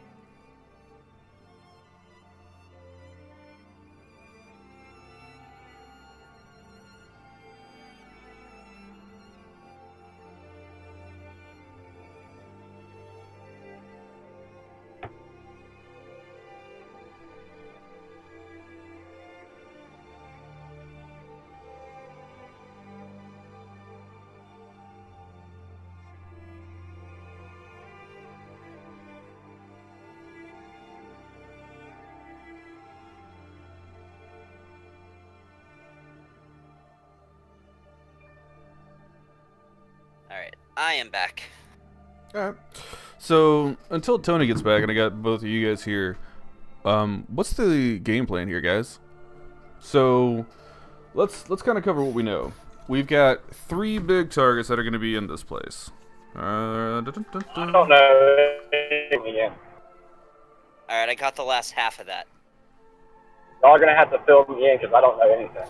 Okay, so there's the main source of the undead is an elven, some sort of mage, either a wizard or a sorcerer, we don't know, but a human, same thing, and a bullywog, which is basically like a frog-like person. And the source of this undead scourge is likely them. There is a large number of lizard folk who are essentially slaves here, and there's a large number of just the regular cultists, as well as enemy bullywogs, just standard bullywogs, that would likely be our foes in the event that we were to attack. We need... Here's the thing. We have the things that are guarding the hallways. And the drakes. I hadn't even thought of the drakes. Those guys will be a bit of a challenge. So, dude, you understand, we're fighting an army with the 4 of us. Not quite. So, this is where we can kind of turn things around a little bit. There's 24 bullywogs, and then the bullywog leader, which is the scientist. If we take them out, then we'll have all of the lizard people fighting on our side, whether they're armed or not. Right now, we have 8 people in the resistance helping us. We have the 7 other lizard people and Snapjaw. So, the people that are going to be the high targets that we need to worry about right now is the elf mage, because the human mage is gone for probably another week and a half. So it's the elf mage, the bullywog, mad scientist, and probably the captain of the guard. Those are going to be the 3 high targets. Drakes that are wandering around. Those things are no joke. Well, we'll find out how to deal with them. I wonder. But I wonder if I can go find... Oh, lovely. I am now in standstill traffic. Oh, lovely. That sucks, man. At least you have something to do. Yeah, that's so true. But I wonder if I can go find in the captain's quarters during the day another white robe. Okay. What would be the plan with that? Perhaps, because he could change his form to look like the captain. Oh, that's true. I forgot. I can change to look like the captain, which means He's the Shiziki of this group. I can give orders really quickly, and I could get rid of a lot of things that are standing in our way, like the drakes. That's true, and the Drakes do understand, though they don't speak it, they understand Draconic. And they're trained. Right. So I could get rid of the drakes really quickly. Why get rid of the drakes? Why not just order the drakes to go attack the bullywogs for us or something like that? If they can understand Draconic and you speak it and you look like the leader, we could just tell them what to do. And they're not necessarily insightful enough to question why. Because I covered that earlier. I rolled a 23, which was a natural 20 plus 3 for the insight check, or an animal handling check to determine exactly how intelligent. They're intelligent enough to follow orders, but they're not really intelligent enough to analyze those orders. Okay, well... Meaning they wouldn't question why we were asking them to do it. They would just do it. Well, then I can always order them to attack the bullywogs, which gives us enough time to that means the bullywogs are out of our hair, and it means that the lizard people will be able to help us. Yeah. And then something more immediate right now here, guys. You got to keep in mind, you're going to the top floor where all the scratching and all the noises are. We're more than likely going to have combat coming up. And we're what I'm worried about is spirits. Well, a spirit is a very that's a specific type of undead, and they're very dangerous because they can possess you. Yeah. And the only way you can get out of that possession is if somebody either has the turn undead ability, which we do not have a cleric with us, so nobody has that, or if you drop to 0 HP. That's the only way to break being controlled by a spirit. Which is why I'm not really sure why you guys want to split up at this point, because I don't think there's really going to be that many people on the third floor, because people don't go up there because of this. But we still have to walk over there to it. I know, but you guys are wanting to split up and go walk up the stairs while I go up and through a window. So when we go up there, it's going to be separated. Walking around. But no, we'd be entering the same room at the same time, just from opposite sides. All right. Very well. I'm worried about somebody finding you when you're not supposed to be wandering around. Gotcha. Oh, I know why there's standstill traffic. That's a hell of a wreck. That's a hell of a wreck. Oh, shit. They got 4 medics out here. Like 4 units or 2 units? Yeah, like 4 units. Oh, shit. Hate to be working that scene. Oh, dude, there is no more front end of that vehicle. Like, the engine looks like the engine could be inside the car. Shit. They hit that hard. And it was a semi-truck that hit them, too. Damn. Alright, so let's kind of plan this out a little bit. What time does the captain sleep in his quarters? Do we know? We don't know exactly what time. So I'm thinking maybe we do an assassination thing on the captain. We get his clothes. We can bark orders at the drakes to help us take out the bullywogs. We wipe out the bullywogs. We get the rest of the lizard people to help us in the resistance. And then while he's doing the captain, he can go ahead and start barking orders that confuse the people running around.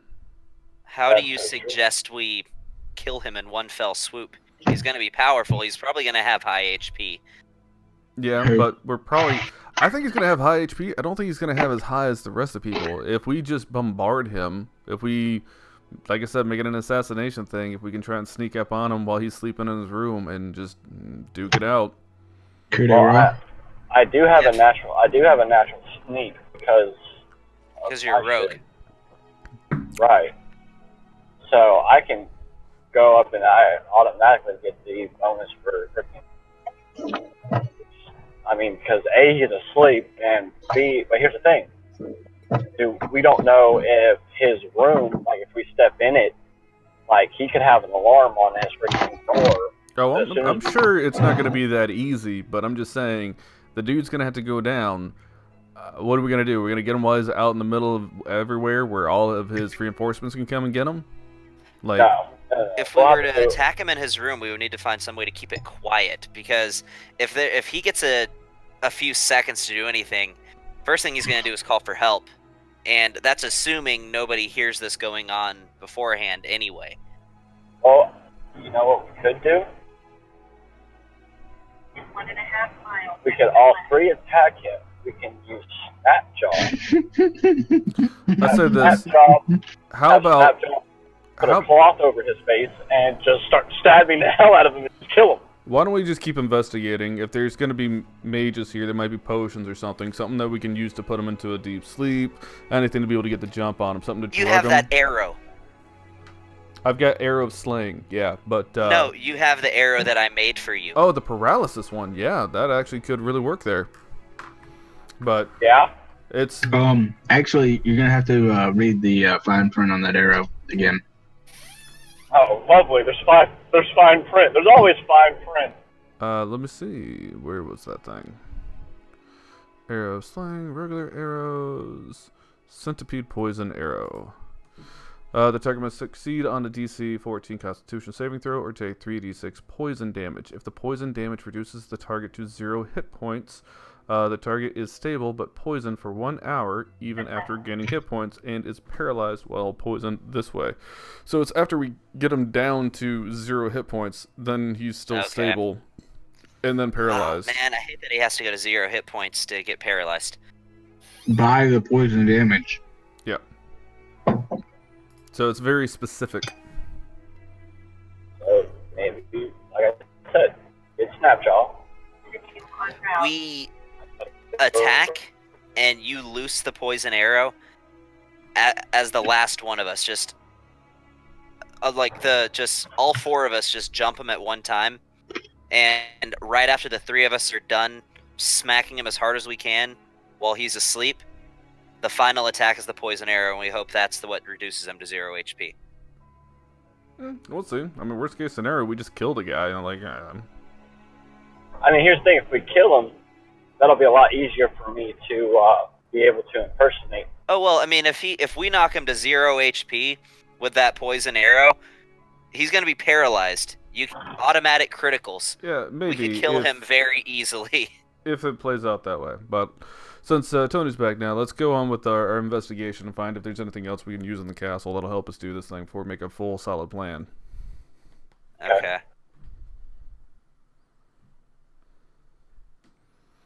So, are we ready to go back into it, Tony? I'm waiting on y'all.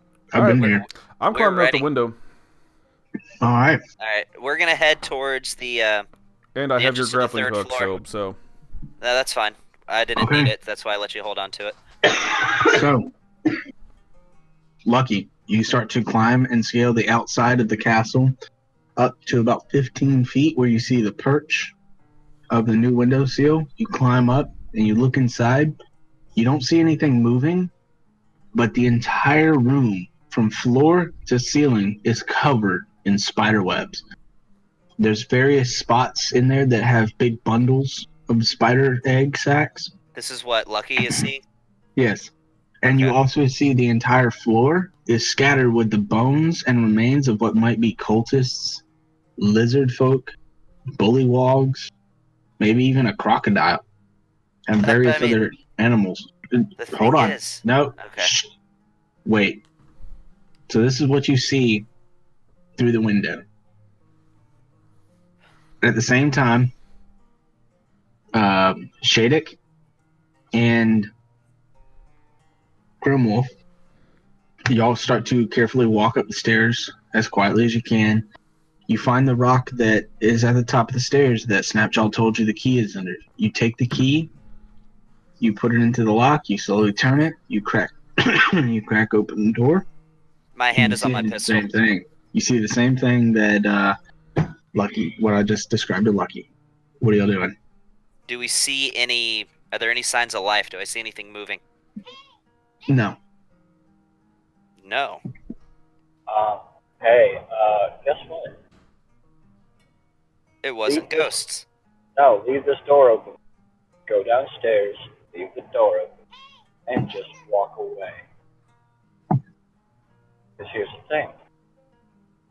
spiders are killing everything. Let the spiders run free. But They'll also this kill the door lizard and this people. staircase leads straight behind the lizard folks' sleeping area. Oh shit. Is there any way we can block off their sleeping area? Is there a door? Mm-mm. I mean, they would be stuck inside their own sleeping area. I know that, but is there a door that leads to their sleeping areas, or just completely open? Yes, there's a door that leads to one of the sleeping areas, and then there's 2 more sleeping areas downstairs. Do those have doors? Yes. Okay, so we get a weapon. We use it to jam the door on the inside so only they can remove it. Shut the door. I doubt spiders can open doors.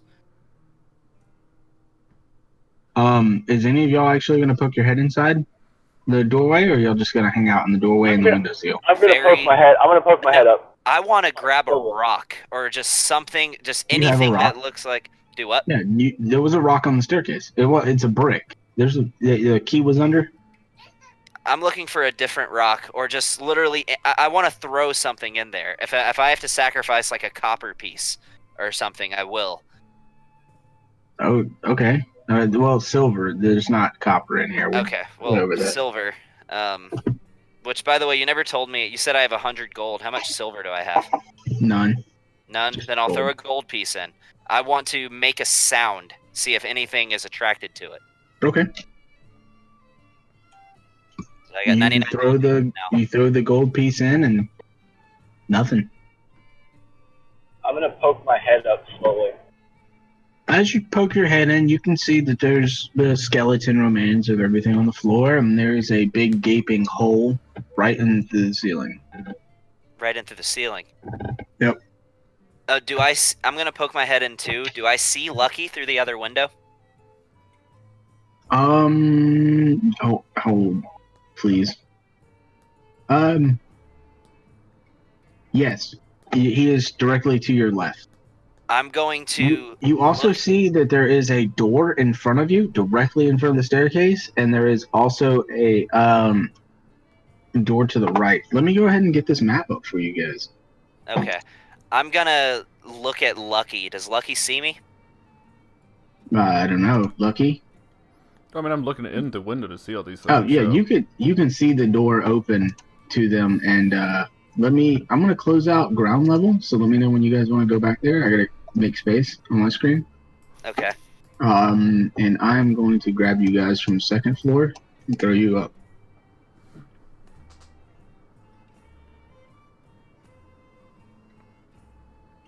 I'm gonna look over at Lucky and just kind of like snap my fingers and just point up towards the hole, and then point back to him again. Like pretend like I'm holding I'm gonna just make like a climbing motion and point up, telling him to go up. Oh, what? To use the grappling hook? Whatever way he wants to do it, either climbing up or using the grappling hook, doesn't matter, but to see if there's anything on the roof. Well, first thing I'm going to do is I'm going to go and hop in the window, rest my arms for a second, because I can't do just one straight climbing distance.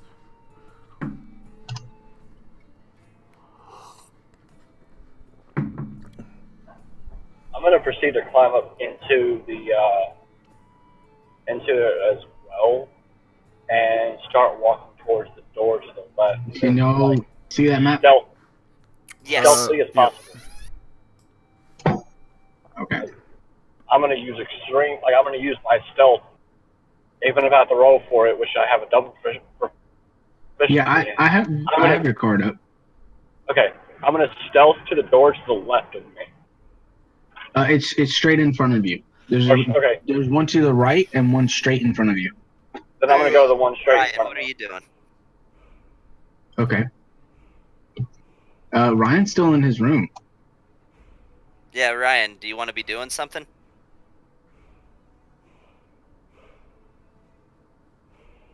Ryan? Surge. He gone. Yep.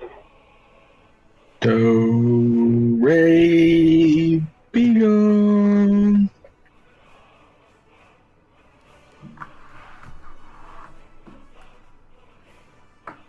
I really wish this truck had freaking the cruise control on this truck actually worked. Cruise control is broken on this truck. I wish it worked. Yeah, that always sucks. But okay, so you get in, you go in there, and all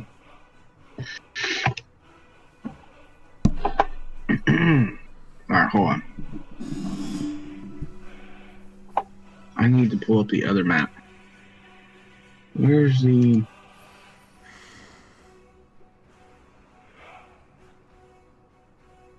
That's not it. That's it. All right. So, you want to go to the room straight in front of you. Yeah, I don't see the maps, so y'all have to. So there's Yeah, no, a you're room good. to your there's a room to the left of your No. character's current position. There's a room to the right and a room straight ahead of it. Yeah. So I went towards the door straight ahead of us. Yeah. So you go up to that door, and it's only able to open about a foot, and it looks to be just filled with cobwebs and spider webs the whole way around the whole door. I'm gonna actually say this out loud, but as quietly as I can with them still be able to hear me, to Zorlin and Lucky. So what do we actually gain from slaying this what looks like spiders?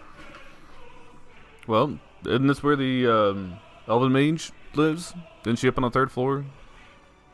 Is that what the lizard people said? Tony?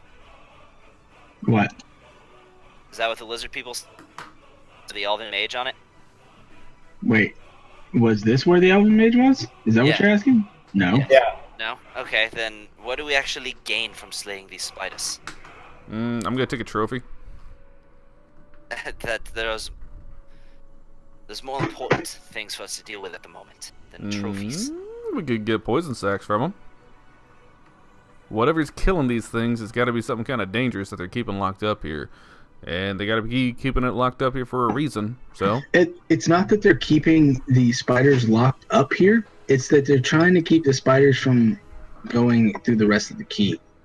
And this is just where the spiders or whatever is making webs comes and drops bodies. So I actually agree with your plan, Zorlin.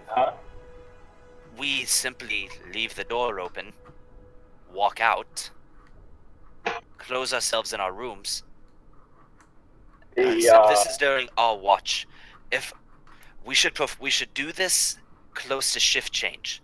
That way it is not quite clear who forgot to shut the door. yeah, but the guys that are doing the watch and they see the door open are just gonna go close the door.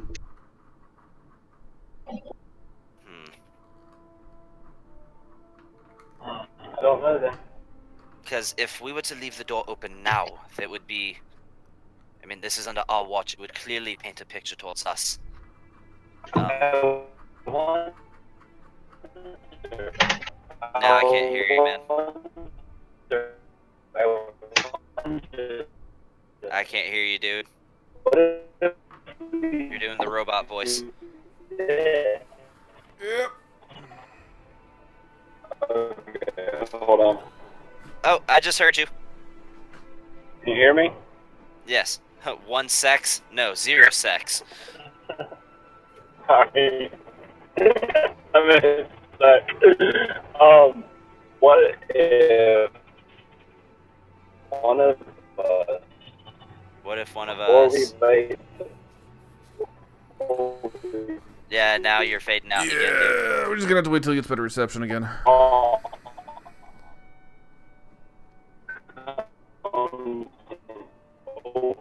All right, so what are y'all doing?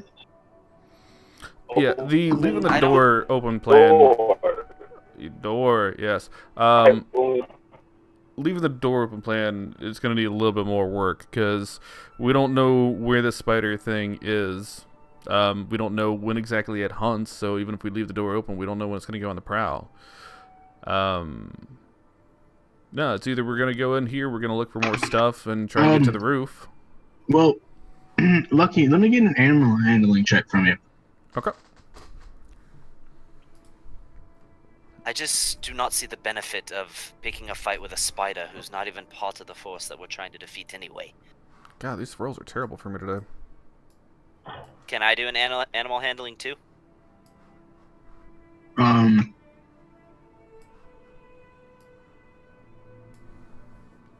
Gavin, you can give me an intelligence check. Just straight intelligence? Yeah. Can y'all hear me yet? Well, shitty rolls on my part too. In fact, we got the same rolls. So between the two of you, with Lucky talking about various different types of animals that could do this type of work, and you talking about your knowledge in, I don't know, whatever it is that you could talk about to help provide and link things together. I am proficient in nature.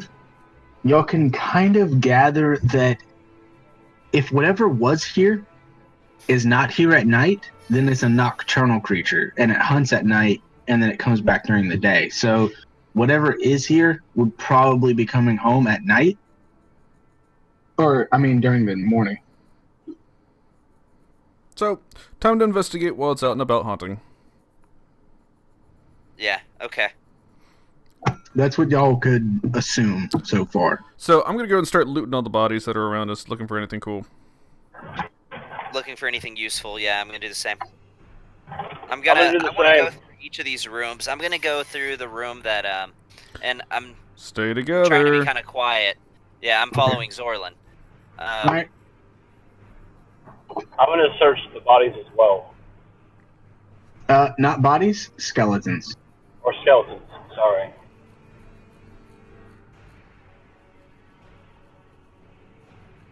How So are big these is this room? skeletons clothed? Do they look like they have any gear? Any of them? There's not really.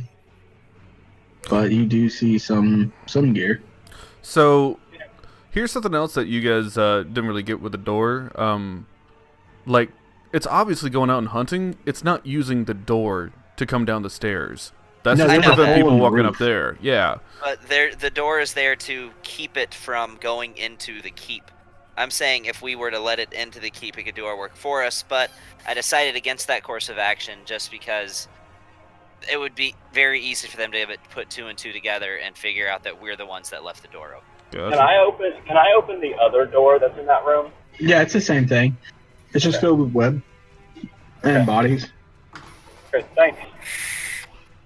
Alright, so I start looting all the bodies, taking a look, see what we got in here. It's like an alligator, cultist, and some dragon people. Do I find anything cool? Nothing really has skin. It looks like all this. It's just skeletons. There's just some skulls, some bones. There's a couple pieces of shredded armor. You don't find really any weapons in here either. I mean, Y'all really don't find anything in here other than skeletons and bones. any jewelry that they might have been wearing? No. I know what I want to do, just because who knows if I might be able to use this for alchemy later, or if I might be able to use this for maybe some kind of device. I want to take up my rapier, and I want to go around and just cut away as much of this webbing as I can get off the walls as possible, and just kind of ball it up into one Okay. big sticky web ball. I want to say you can get like 2 pounds of webbing. Okay. Spider's web. I'm also You're kind gonna of have curious to- if this is going to be some other kind of weird centipede, because I mean, like, we got a bunch of webbing stuff from or sticky silk before. Those were egg and centipede silk or something.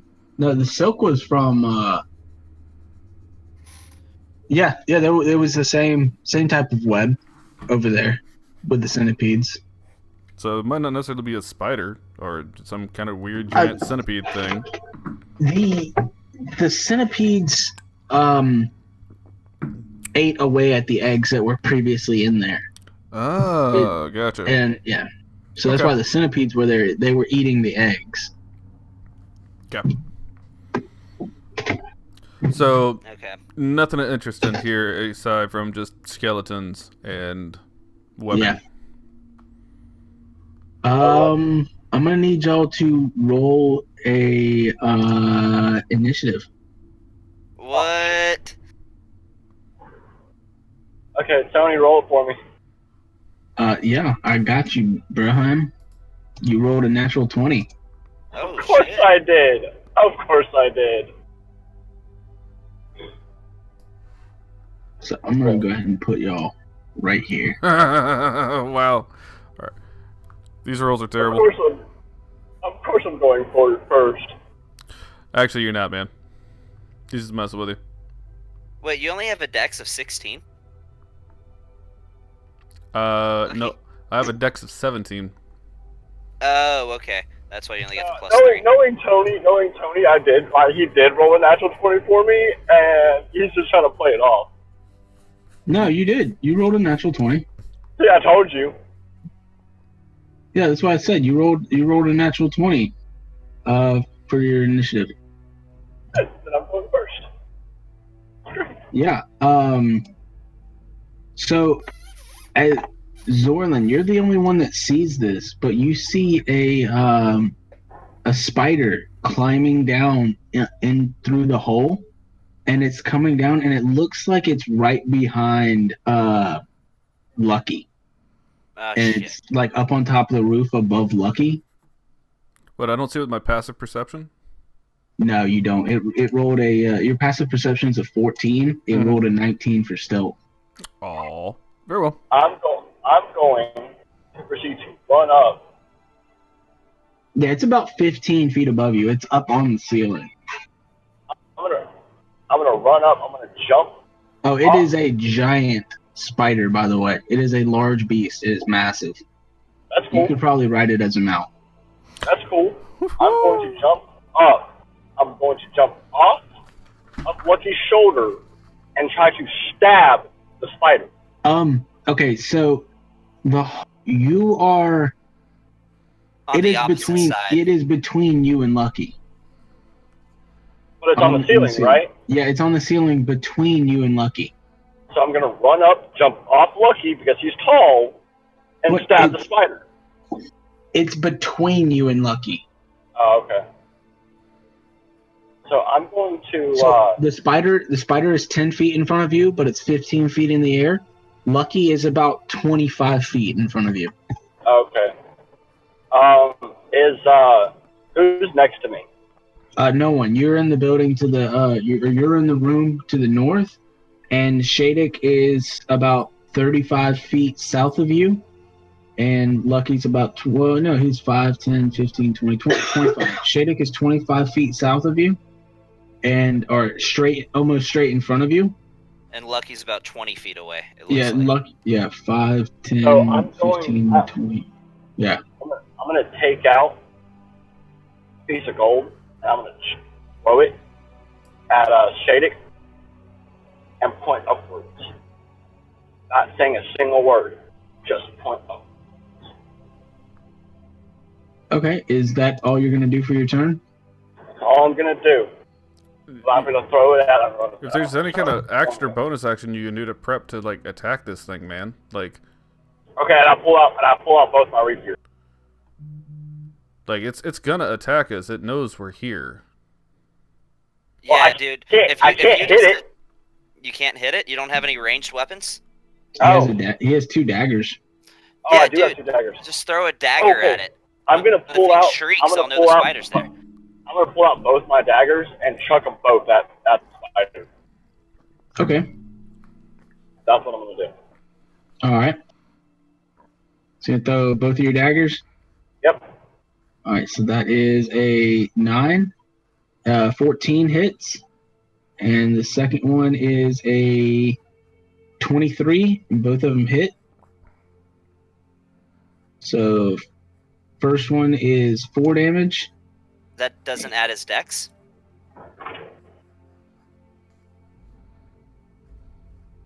And then second one is 6 damage. Okay, so it does. His have dex is +3. He rolled a 1 on the first Oh, one. okay. Gotcha. Yeah. All right, so you threw. So Shadek, you see Zorlin in front of you reaches up to his sides of his rib cage as he pulls out 2 daggers in almost like a flash motion, and he flings both of them up at the spider, Also, you do 2d6. So that's 8 more damage that you do to it for sneak attack. Yeah, so you did 18 damage to it. Nice. So you see him in almost like a flash motion. You almost missing it as he reaches over to his rib cages and grabs 2 daggers and just kind of shuriken style slings them up in the air toward. And as you follow the daggers, both land square into the back of this massive spider up on top of the ceiling, almost right above Lucky. Okay. All right, and that's gonna end your turn, Zoylan. Yep.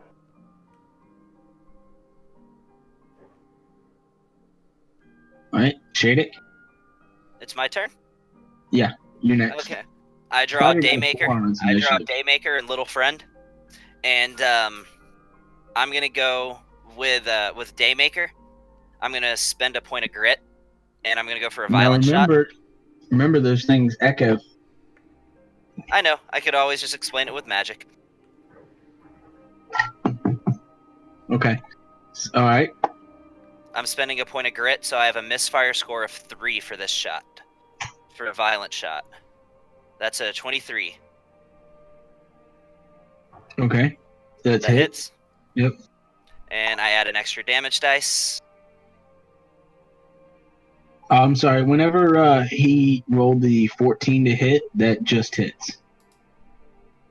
Okay, gotcha. But I hit him, so that's all that matters. Yeah. He did 11 points of damage. And then I'm going to, with Little Friend, go for an offhanded shot. And I'm going to spend another point of grit to make this a dazing shot. I'll tell you what it does if it hits.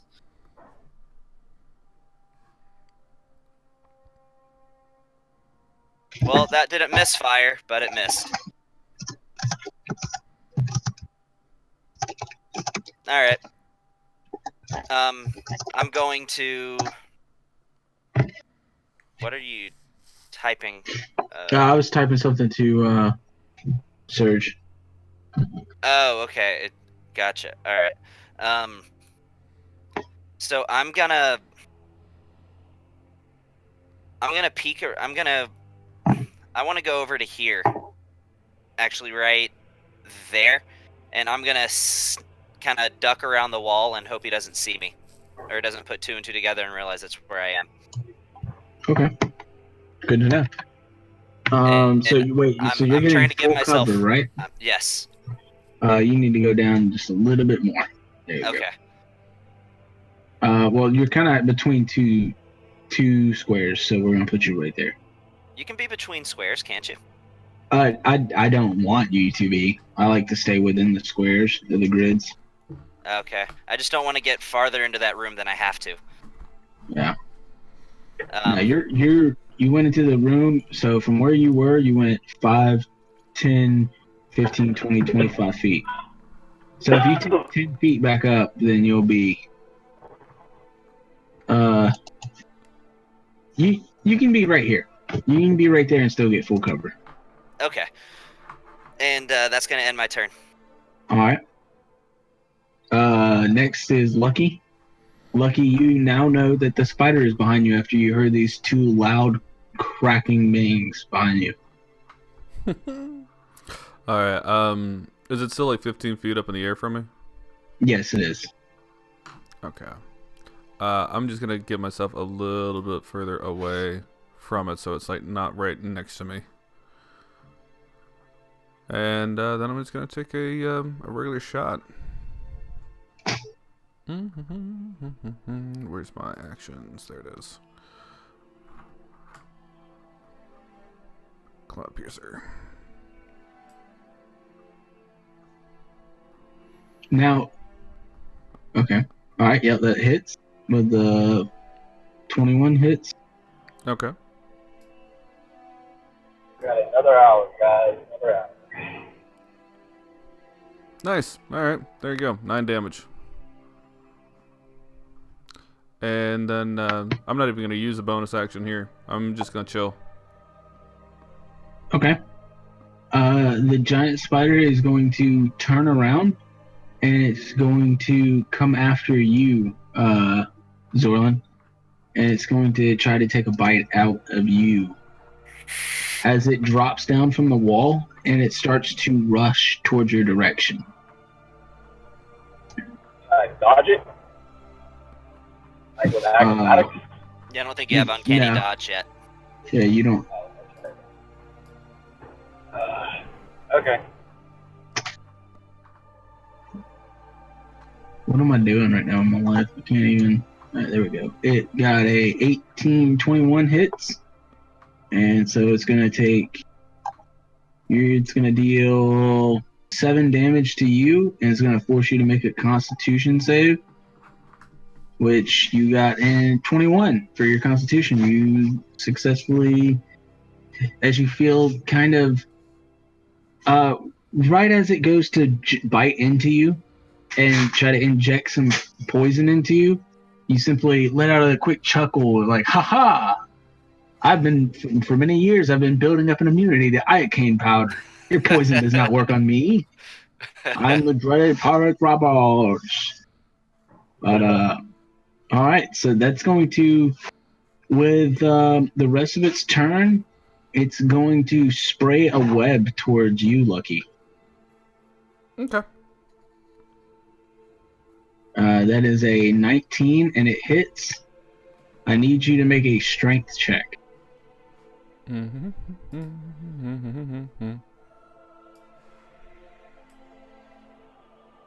8. You are now restrained in web. Nope. I use a luck point. Okay, roll again. All right, wait. Okay, so using a luck point, are you trying to re-roll his hit or re-roll your strength? You can use a luck point to make him re-roll a hit. Yes. Mhm. And then I get to pick the 2. Which one? Do you want to go with your strength right there, or re-roll the hit? What did he roll to hit? 24. You rolled a natural 19. Yeah, I'll re-roll his roll to hit then. Okay. So what do I do? Just a regular D20? No, I think this Tony just makes the roll. No, you roll. You will Oh, go ahead and you okay. roll a d20 plus 5. So Yep. that's 1. That's a critical fail. All right, yeah. So it shoots the web out, and the web goes literally everywhere around you except for you. All area within 15 feet of you is difficult terrain, and you would have to pass a strength check to get through it. No, I don't. I've got a ring of free movement. Oh yeah, I gave him the ring of free action.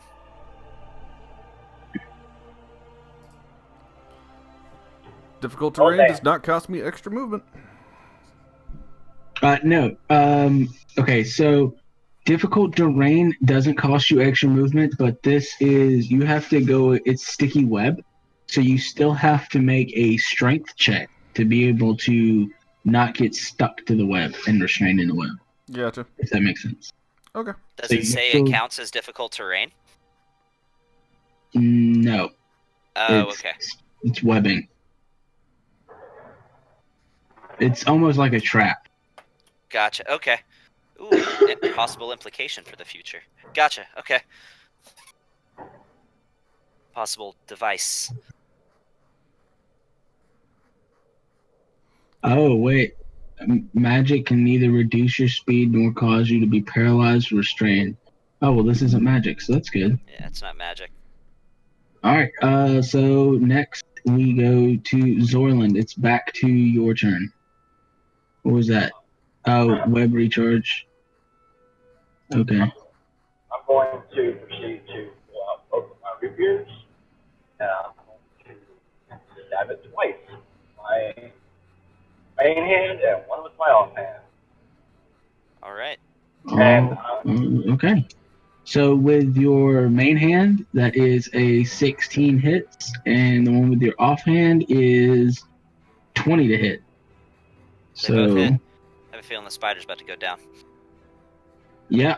Yep. With the edge, you just take both of your swords at one time, and you just jab both of them straight into the face of the spider. It kind of moves around a little bit, but then it falls to the ground, and it kind of rolls over as the legs curl up into it, and yeah. I proceed to spin both my swords, spraying the blood off, and slide them back into their sheath. Nice. Okay. And that's how it's done, guys. That's how it's done. All right. Well, I'm definitely gonna want to do some harvesting, but I'm gonna look at Lucky and I'm gonna say, I'm a spider by myself. would you have the skills to harvest some parts from this spider? I may be able to make use of it. Probably. I can always give it a try. Oh, I'm I gonna want its search venom the sac. spider for my daggers. Away. Want them back. You're gonna want to do what? I said I'm gonna search the spider for my daggers. I want them back.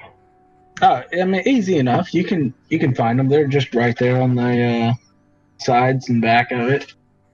So well, I wouldn't say easy enough. You kind of, with the assistance of one of your fellow partners, that you can help them roll it over and get your daggers back pretty easy.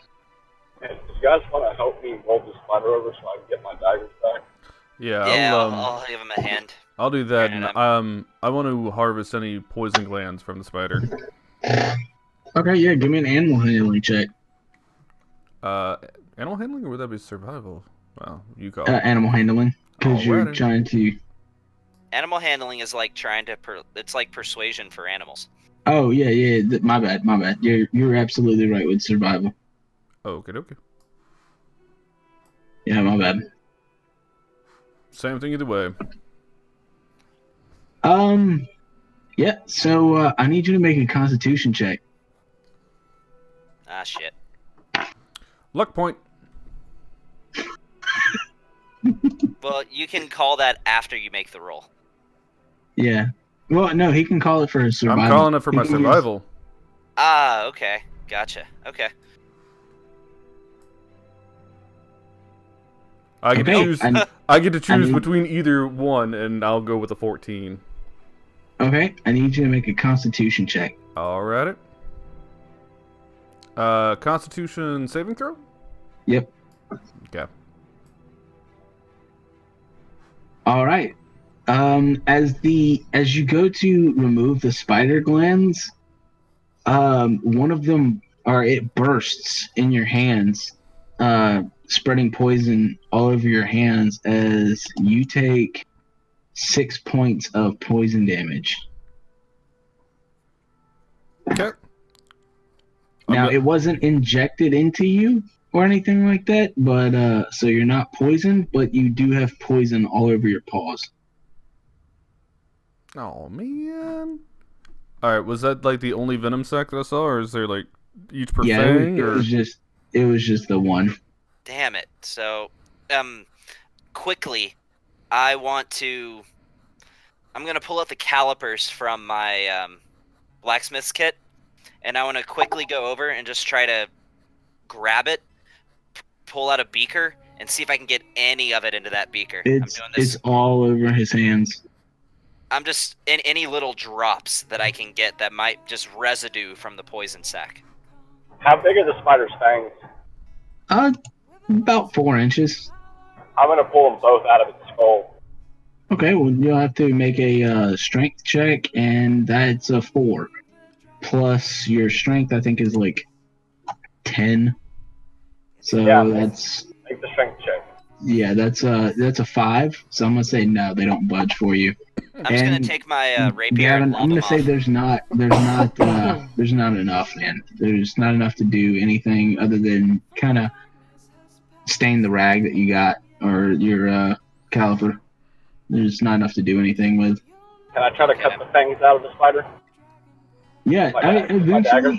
eventually, it with the assistance of some of your buddies, again, you can get one of the fangs out. It took a lot of work, but you got one. And what happened to the second? It just got destroyed in the process. No, it's still there. It just took y'all a minute to get that Okay. first one out. I'm gonna take my rapier and try to lob off the second one. Okay.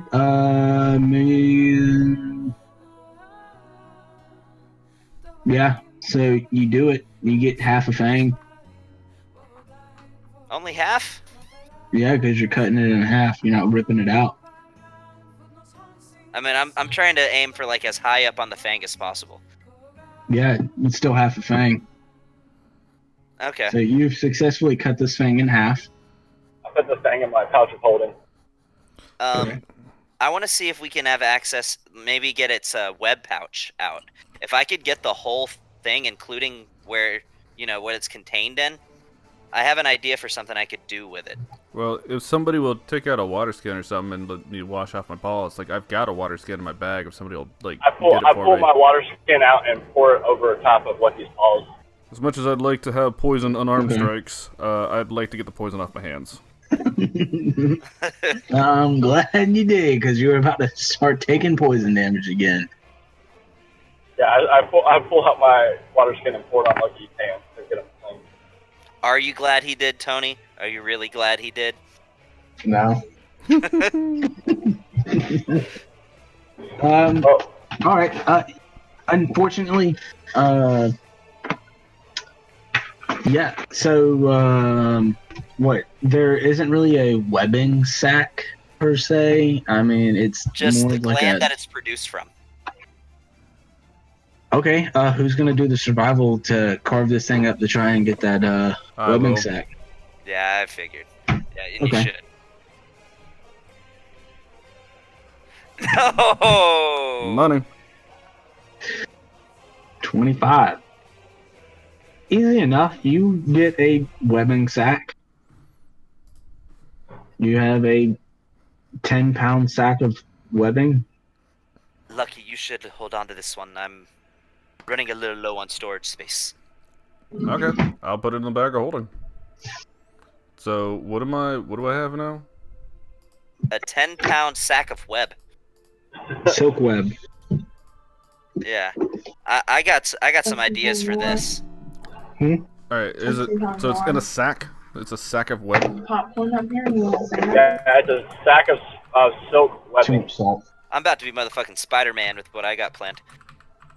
I can tell. Okay. I'm turning the Is there fang anything into a else necklace. that you want to do up here? Oh, that's it. No, well, Um, in that room maybe, but I want to keep investigating.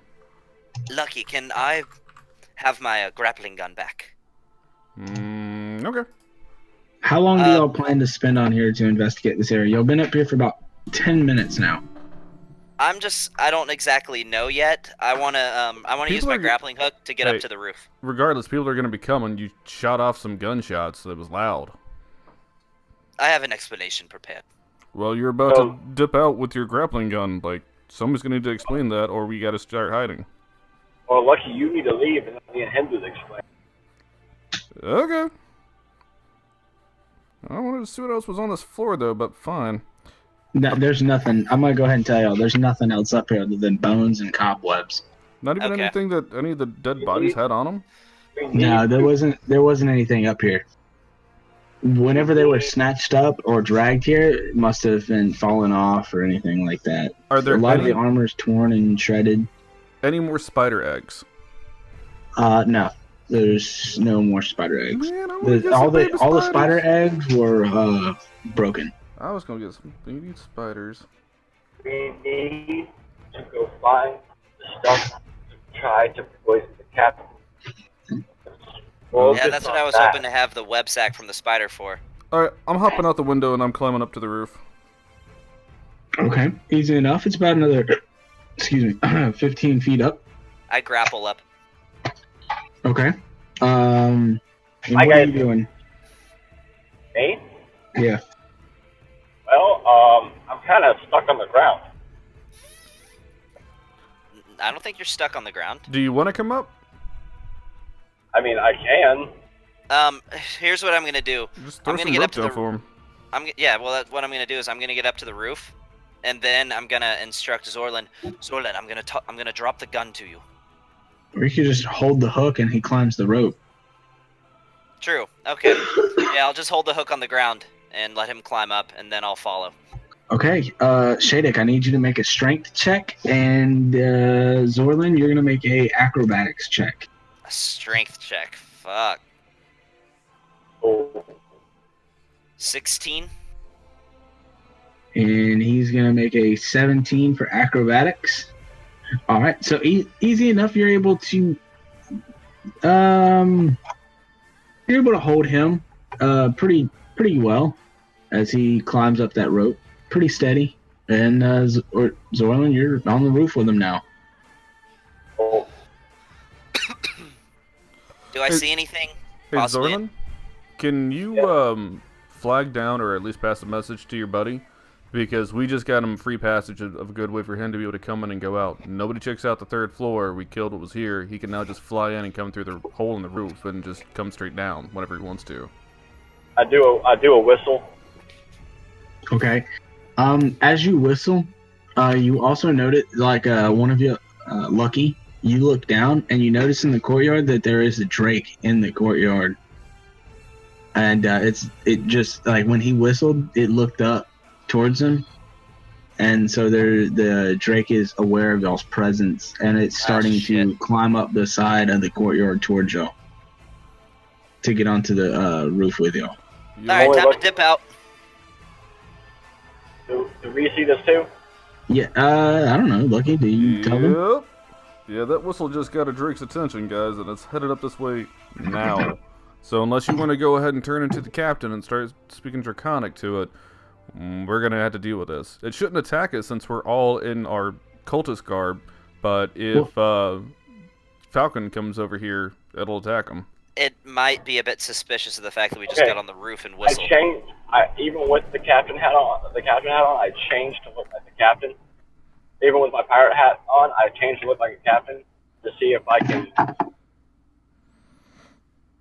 Okay. Lucky, I would leave. Where am I? Where do you want me to leave? Because he's climbing up the wall. You want me climbing Jump down through the the wall? hole. Jump through Ryan the wants hole. to pee out the window. Yeah, Ryan, you climb up to the window and you just take a whiz right outside the window. Right on top of the crocodile. In the moat. Nice. Good It aim. doesn't move. I jumped down the hole. Okay, so you're back in the third floor. I get a slight running start so that way I can kind of, like parkour roll Where? and down the hole to get the fuck off the roof. And as soon as I go down why the would you need a hole, running start in the hole? Because I want enough momentum to be able to roll to break my fall. Okay, first, how tall is the roof? It's about 15 feet. It's not a whole lot. You're not gonna take falling damage and stuff like that from 15 feet. You got a good enough dexterity, man. You're pretty dexterous. All right. And you're proficient in acrobatics, so 15 feet isn't gonna affect you.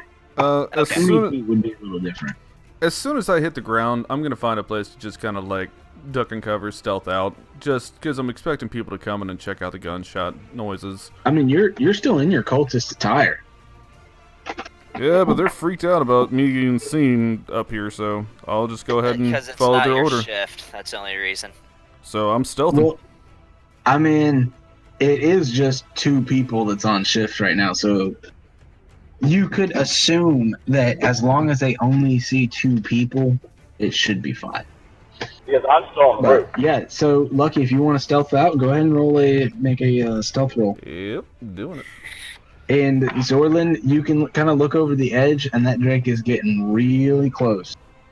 All right, I start 20. yelling in Draconic. What are you doing? Get back to your post. You see it kind of stop, and I'm gonna have you make an animal handling check for that, for the drake. And let me see, that would be for you. Animal handling is +1, so you got an 18. Nice. So, yeah, so since I gave you advantage since you speak Draconic. Yeah, you see it stop for a second, and then it just looks at you, and it tilts its head over to the side a little bit, and it turns around, and it starts climbing right back down the tower, and it goes right back to all the way to the bottom, and it, almost as though you can ascertain that it might just be taking your orders and going back to its post. Perfect. Or going back to its route. I jump down the hole and report to them what I just did. Okay. So Well the done, Drake, Zolan. So the drink does listen. It does listen. Cool. So we can. Now I can't hear you. Hold on. It's because I hit a low spot. You're Sorry. good. Yeah, I can hear you now. Can you hear me now? Yeah. We can And now I can't again. Nope. Yeah, not Hold on. coming through, man. You go. And he just. No, you're back. Oh, good. All right. All right, so what are y'all doing real quick? Y'all start hearing footsteps coming up towards y'all. I'm stealth and hidden. I'm gonna stay in the captain's gear. You Okay. Sure you want to take on that role right now? Yep. That's unnecessary risk, but okay. All right, man. Do you?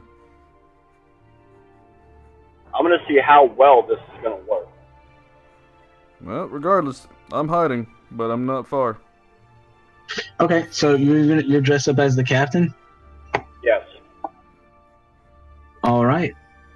So you see, you start hearing some big, heavy footsteps start running up the stairs below you. Just a toot, toot, toot, toot, toot, toot, toot. You can probably assume that it's about 2 or 3 people running up these staircase right now. My guns are put up, by the way. Just You can pointing that out. Yep, good to know.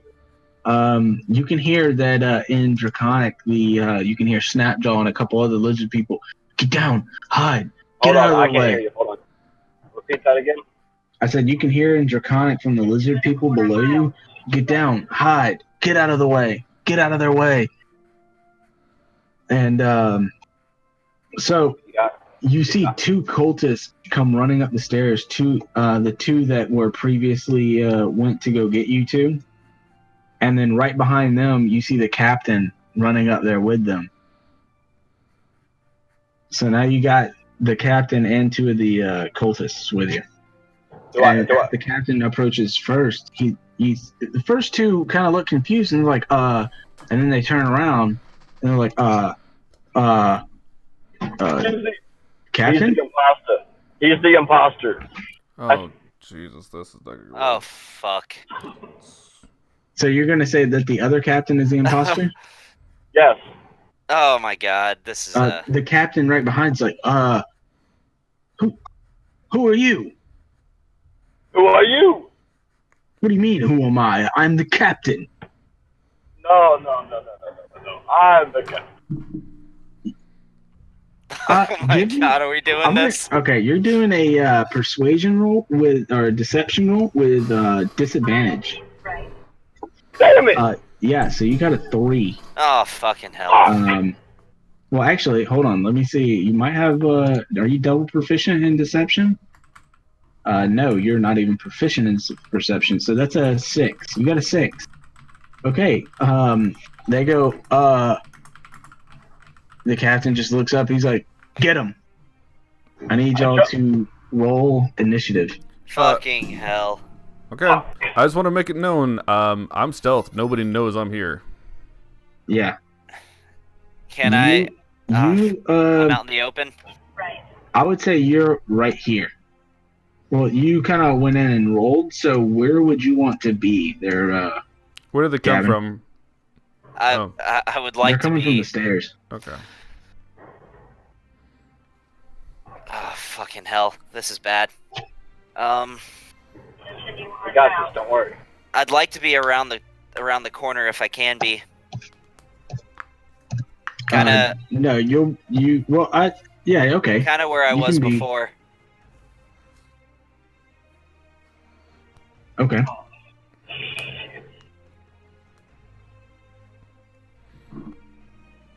What do I get for my roll? For your initiative, Oh, Yeah. Let me do that. Oh my god. you got a 7. You got a 23. You got a 17 with a 23. I got a 6. A 2 Hold on. plus 4. God, shitty roll. Oh, I don't even know what to do. Sean, what are you thinking? I don't know. You got lucky here. You don't have Shizuki. We're gonna kill Yes, them. I know that, but Lucky's just gonna have to hide out and basically pick out fights. Because the thing is even if we run from this, our cover is blown. Not if we kill them. So let me put this in perspective of what's gonna happen. Big bang happened upstairs. The captain and 2 guards went to go investigate. Then those 2 guards disappear because we don't have enough people to imitate all of those guards. Even if you go ahead and take the form of a guard, we still have the 2 that are coming back, and then there's going to be 2 guards missing. So if we kill them quick and quietly, we might be able to go ahead and roll this out, but shit's going to go ahead and start rolling out right now. I don't think we're going to be able to wait till tomorrow like we wanted to. Here's the thing: if we kill the guard, if we kill the captain, Best option now is we've got to kill these guys here now, and you take the form of the captain. Maybe we can go ahead and keep that disguise going for the next day to go get things prepped. should And I y'all use a do a- bomb and try to cut off the exit? That would No. be very noisy, but No. No. We use the bomb. We don't know what's going to happen with that. If more of the roof's going to collapse in on us, we seal the exit. All that's going to do is make more people come to investigate this thing. How far in the doorway are they? They are at the very top of the stairs, and you are 10 feet from them. Can I jump? I was saying, can I jump and do an athletics check to get behind them? To, like, block the You were doorway? jumping down the stairs.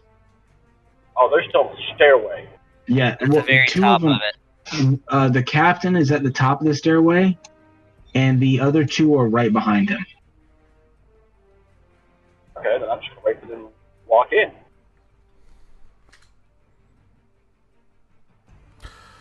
And then, if lucky, Let me Well, I let would me do say it. this: when we hear them coming up, are they talking when they're at the bottom of the stairs and not able to see us in here yet? When they were coming up, Yeah, basically, I want to know if I have time to prep something before they actually got in the room while I'm stealthed. what would you have wanted to prep? Just put down a trap, one of my bear traps. Since there's a bunch of crap on the ground with all that webbing, if I could just kind of hide it in one of those things very quick. No, you wouldn't have had time to prepare a bear trap per se. Also, Gavin, any further south of you is covered by sticky webbing. That's not exactly where I wanted to be. Where did you want to be? There. And I want to try to hide, if I can. Mm,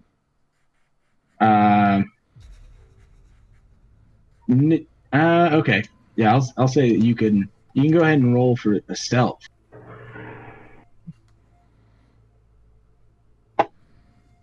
14. I'm gonna say you're not hidden. These guys can see you. Damn it. Hey, So you- Zorlin, did you So I'm happen gonna say you're right to there. did you actually get your other guy to like get flagged over? Like, was he heading this way at all? I don't know. I just listen. Usually, if I listen, he comes.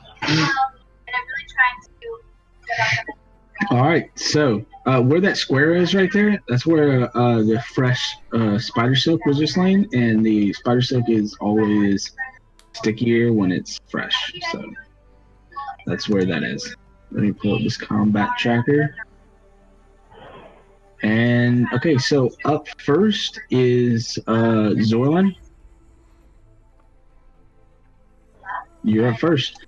I'm gonna right go- in front of you is the captain, and then right behind him is one of the dragon wings, and then to the right of him is another dragon wing. So you have the dragon claw as the captain, and then he is 15 I can't see the. feet I in can't front see of the you. map. Yeah, I know. I'm trying to explain it. So right in front of you, 10 feet in front of you is the captain. Okay. Right behind the captain is a dragon wing, which is the regular Okay. cultist. And then right to the right of that dragon wing, or to your right of the dragon wing, 5 feet, is another cultist. So Okay. there's 2 of you in a line in front of you. All right. I'm gonna roll to go. I'm gonna pull out my swords and I'm going to roll and go for the captain. All like right, so to try to end him quick and easy. you're gonna do a double swing to the captain. Yep. Okay.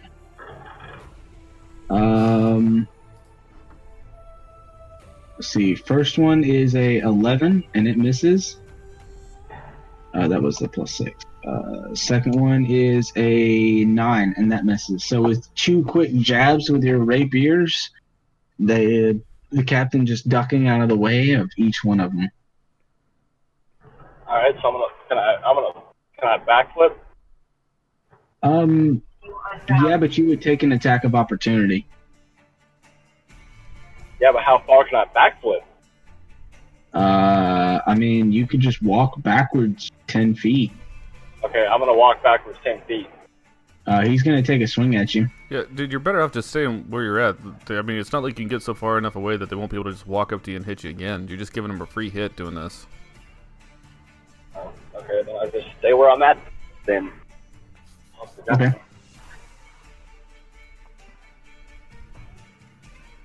Dude, I can't think of any way this ends favorably. Well, the thing is even if we tried to pull off saying that we were taking... Actually, you're right, Zorlin. You have fancy footwork. When you choose as a swashbuckler, you learn how to land a strike and then slip away without reprisal during your turn. If you make a melee attack against a creature, that creature can't make a melee opportunity attack against you for the rest of your turn. So you you'd be able to can slip move. away without an opportunity attack. Yep. Cool. So I'm gonna back away and get out of his reach.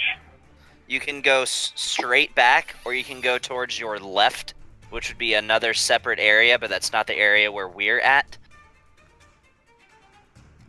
I'm gonna go kind of straight back. Okay. You can go straight back to about 10 feet before you hit a wall. And so now no one That's can a get wall? behind you. You have a wall behind you. Yes, where you're standing is a door. Oh, it's a door. Yeah, where you're standing is a doorway. Okay. So can they see us right now? Yes, they can see you and Zorlin. Okay. Can I move towards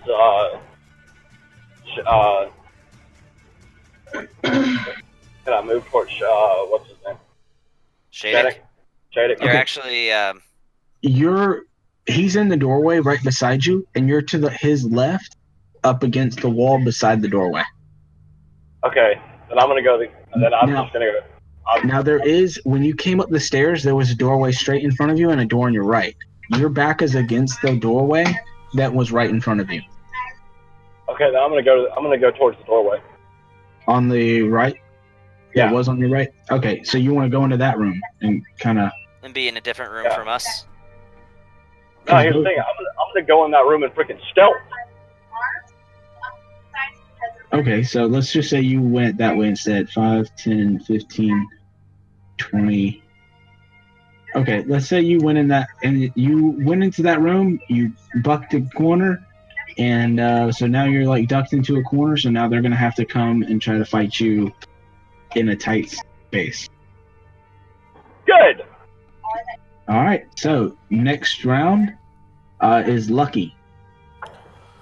Okay, so the captain's the one in front of him, the Dragon Claw? Yes, the Dragon Claw is the captain. Alright, since I was stealth during this thing, do I have advantage on shots? They are surprised. Yes. Okay. Yep, if we're gonna do this, then we're gonna do this, because we are not in a good situation. Alright, I'm gonna go ahead and cast... Where is it? Use my bonus action to cast Ensnaring Strike. Okay. And then I'm going to... I'm going to fire a shot off at the captain with my slaying arrow. All right. Where's my actions? And I wish I had some more fucking grit. I got 1 point left. So the arrow of slaying has its own thing, like it's a +5 to hit, but I'm using the bow, which is +7 to hit. Which one do I use to the roll for this? You would add them both together. Okay. But don't which now we did talk about. Oh, okay, so you picked humanoid target. Yep. Okay. And the So you captain's wanna humanoid. Yeah. Did you want to use the arrow of slaying or the walloping? You know what? Actually, I'm just gonna go with a walloping then. Yeah, because I'm gonna save the arrow slang for the mage chick. I don't think this dude's gonna be. I think he's gonna be more mini boss than boss. Yeah, so going with the walloping arrow. All right, and you're shooting it at the captain. I'm shooting that at the captain. Okay. Yeah. So, go ahead. And yeah, you just fire like normal, and he's gonna have. If you hit, he's gonna have to make a DC check, and see if he gets knocked prone. Okay, and then it also gets another +5 for the walloping arrow, so it's a 25. Is it a +5 for the walloping? You got +5 on it, and then I used my bow, which is +7, so to be +12 total. So that's another +5. I just didn't get that in the roll. Oh, that shouldn't be there. The +5 to hit shouldn't be there. That's adding your base stat into it. Yeah, that. So it should be just proficiency. That's Gotcha. in there. That shouldn't be there. It still was a 20 total though. Yeah, that's. I can't get rid of that. That's whatever. It is what it is. Well, is there something that you have a 0 in? Do you have a 10 charisma? I'm gonna change it over to charisma. Just so it's a 0 modifier. So it's just gonna give you the +2 for your proficiency. And I can take that off too. Hold on. Proficiency, and then the arrow of slaying should be. That's just gonna be base. All right. So that should be your. But hold on. Okay. All right. Yeah. So roll for damage for that walloping arrow, or for your bow. Okay. And he's going to make a strength check. Nice. He's actually got to make 2 saves. One for the walloping arrow and one for ensnaring strike. Okay. So, first off, he fails the walloping arrow.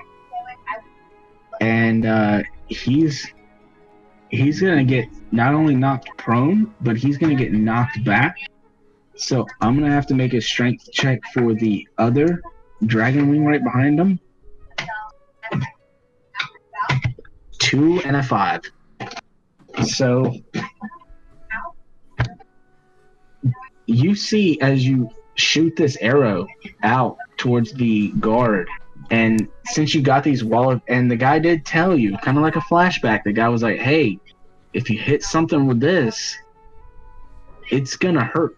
Whatever you hit, and it's gonna make it hurt really, really hard. It's gonna be a big impact. As you see the arrow collide right into the center of the chest of this captain, both his arms go forward as it looks as though something extremely heavy has just came in and slammed down on his chest, and he goes flying back and slams into the dragon wing behind him in the staircase as they both go rolling down the stairs, taking 4 damage each. They're all the way at the bottom of the stairs now? They're at the bottom of the staircase. Okay. Damn. So, I actually have a follow-up attack, since they're within 5 feet of each other. But since they're all the way down the stairs now, do I shoot the other one that's with the captain, or do I shoot the other one that was next to the captain that's still up there? The one that was behind the captain is at the bottom of the stairs. He'd be able to do another attack against the dragon wing too, though. Because it was within 5 feet of his target whenever he hit him. Yeah, for Horde Breaker. Oh, yeah. Yeah, definitely. So now, Ensnaring Strike, what is that? Ensnaring Strike. The next time you hit a creature with a weapon attack, the target must succeed a strength save or be restrained until the spell ends, because it's concentration. Large or bigger creature has advantage on the save. The Dragon Claw rolled a 17, so I'm guessing that beats your DC? Yeah, my DC is 12. Okay. Yeah, so he beats your DC for Ensnaring Strike. The Claw does. Okay. And then I'll follow up. So which one would I be able to attack? The one that's still next to the guy I initially hit, or the one that's Yeah, next to where I initially I shot moved at? the two. I moved the two down, so you would be able to hit Dragon Wing number 2. Okay. Then yeah, I'll do a. Let's see, Dragon Wing number 2. Something. Yeah, I'll do a regular arrow attack on him. Okay. Gavin, can you give me a dexterity saving throw? Yeah.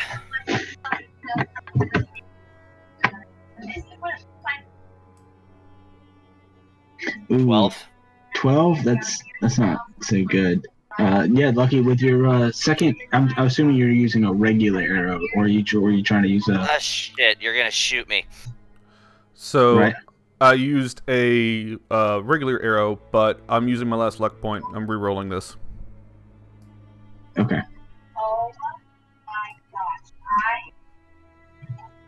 Alright, so you shoot right past Gavin's head and hit the Dragon Wing 2. Go ahead and roll for damage. Yep. Oh, okay, I see why you made me do it. He rolled a natural. Alright. No, I asked you to roll it before that, just in case his roll was really low. And he rolls a 1. Alright, nice. So, you managed to clip this one right in his upper left torso area. And is that in your turn? Let's see. Let me see something right here. I can't see how far it is, but so the window that. Sorry. The window No, go ahead. that is very in front of the room or whatever. Center room up at the top at the north point. How far is that window from me?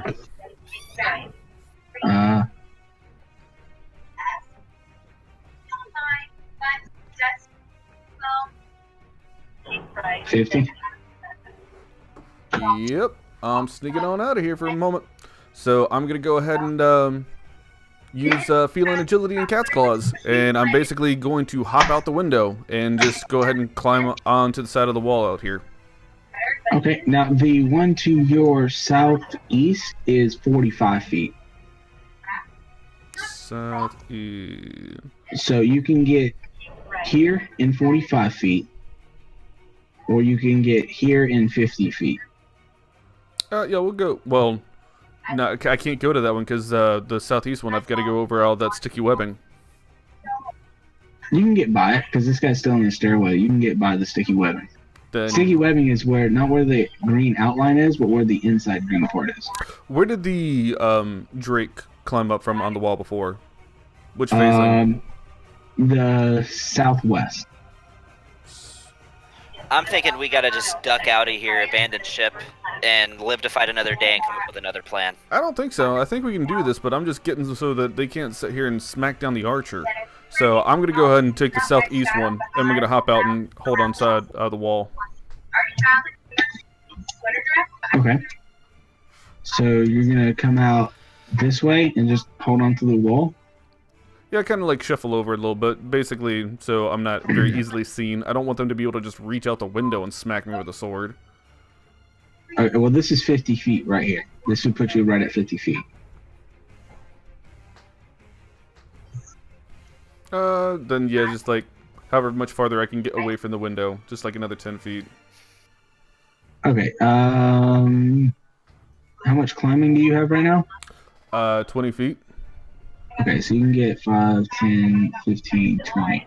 You can get right here on this, right beside this window. And this window is above the staircase. It's about 10 feet above the bottom of the stairs. That's perfect. Okay. All right. So next will be the Dragon's Claw.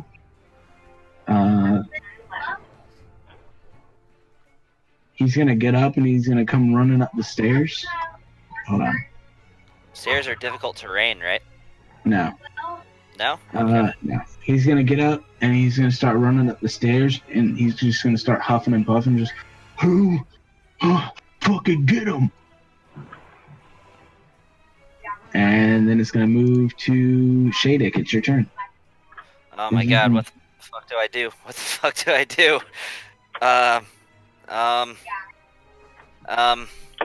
Okay, he's wounded, so... Ah, fuck, what the fuck do I do? What the fuck do I do? Okay.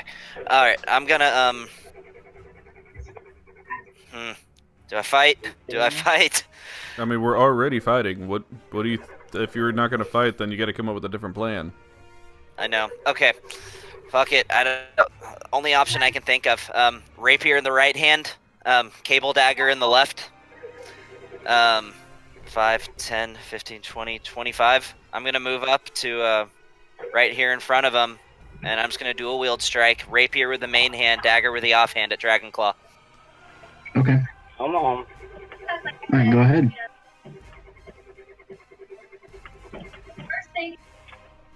16 just hits. Don't do this. Alright. And then, okay. Alright. Did he just gain health? His color changed from, like, orange to yellow. Hold on real quick.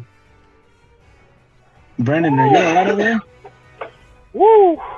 You okay? Sounds like This truck died on me. The truck just died on you? Yeah, I had a freaking, literally, because apparently I ran out of gas in the first tank and I had to switch over to the reserve tank and pump this bitch. Oh, shit. You're in the red truck, huh? Yeah, I'm in the red truck. Yeah, you didn't swap over gas fast enough? Oh, I'm good now. Oh, okay. All right, that's I'm good. All right, so, Gavin, His color just changed to a better color. no, he's still in the green. He He hasn't was changed orange before. He hasn't, it still shows that he's orange on my screen. It's showing me that he is yellow. Oh, yellow, that's what I mean. Yellow's a worse color. Than orange? I don't know. But, yeah, he has 23 points of damage. Okay. Alright, fuck it, okay. Gonna go for an offhanded strike with, the cable dagger, but I'm actually just holding it in my hand. Okay, yeah, go ahead. 19 hits. Oh, wait, I need to roll this. Can I just roll it and you subtract my ability modifier? You know, fuck it, I can change it real quick. Yeah. 0 Just roll times it. dex. There we go, I fixed it. 1. 1. Nice. A whole 1 damage. Alright, heavy hitting today. All right. Next will be the Dragon Wing at the bottom of the stairs, and he's gonna run up Oh shit, I'm about to get fucked up. and okay, so he is going to attack you with a scimitar, and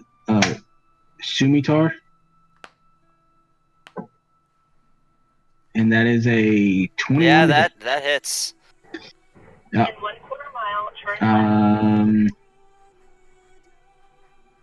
Deals 8 damage to you.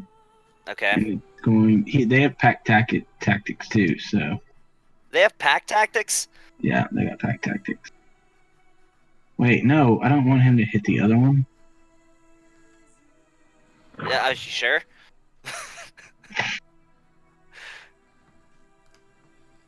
Second attack Alright. misses. Alright, so now it's going to go to Dragon Wing number 2. It's going to attack you for 16. 16 hit. Just hits. He's going to attack you again. Deal another 8 damage. Alright, 8 damage. He's going to attack you again. Yep, 22 hits. Oh, shit. Yeah, okay, there we go. 4 damage. Alright. It's going to end their turn. And, Zorlin, it's your turn. How you holding up there, Shadok? I have 12 HP left. Oh, it could be worse. So I'm going to, I'm going to kind of push the door open and to see kind of what's going on. Okay, so if you imagine a grid, you have Shadok, and then to the right of Shadok is the captain. below the captain is Dragon Wing, and to the left of that one and below Shadix is another Dragon Wing. So you got two lined up that way, and they are all facing down the stairs. They're all facing down the stairs, like they're facing the downstairs.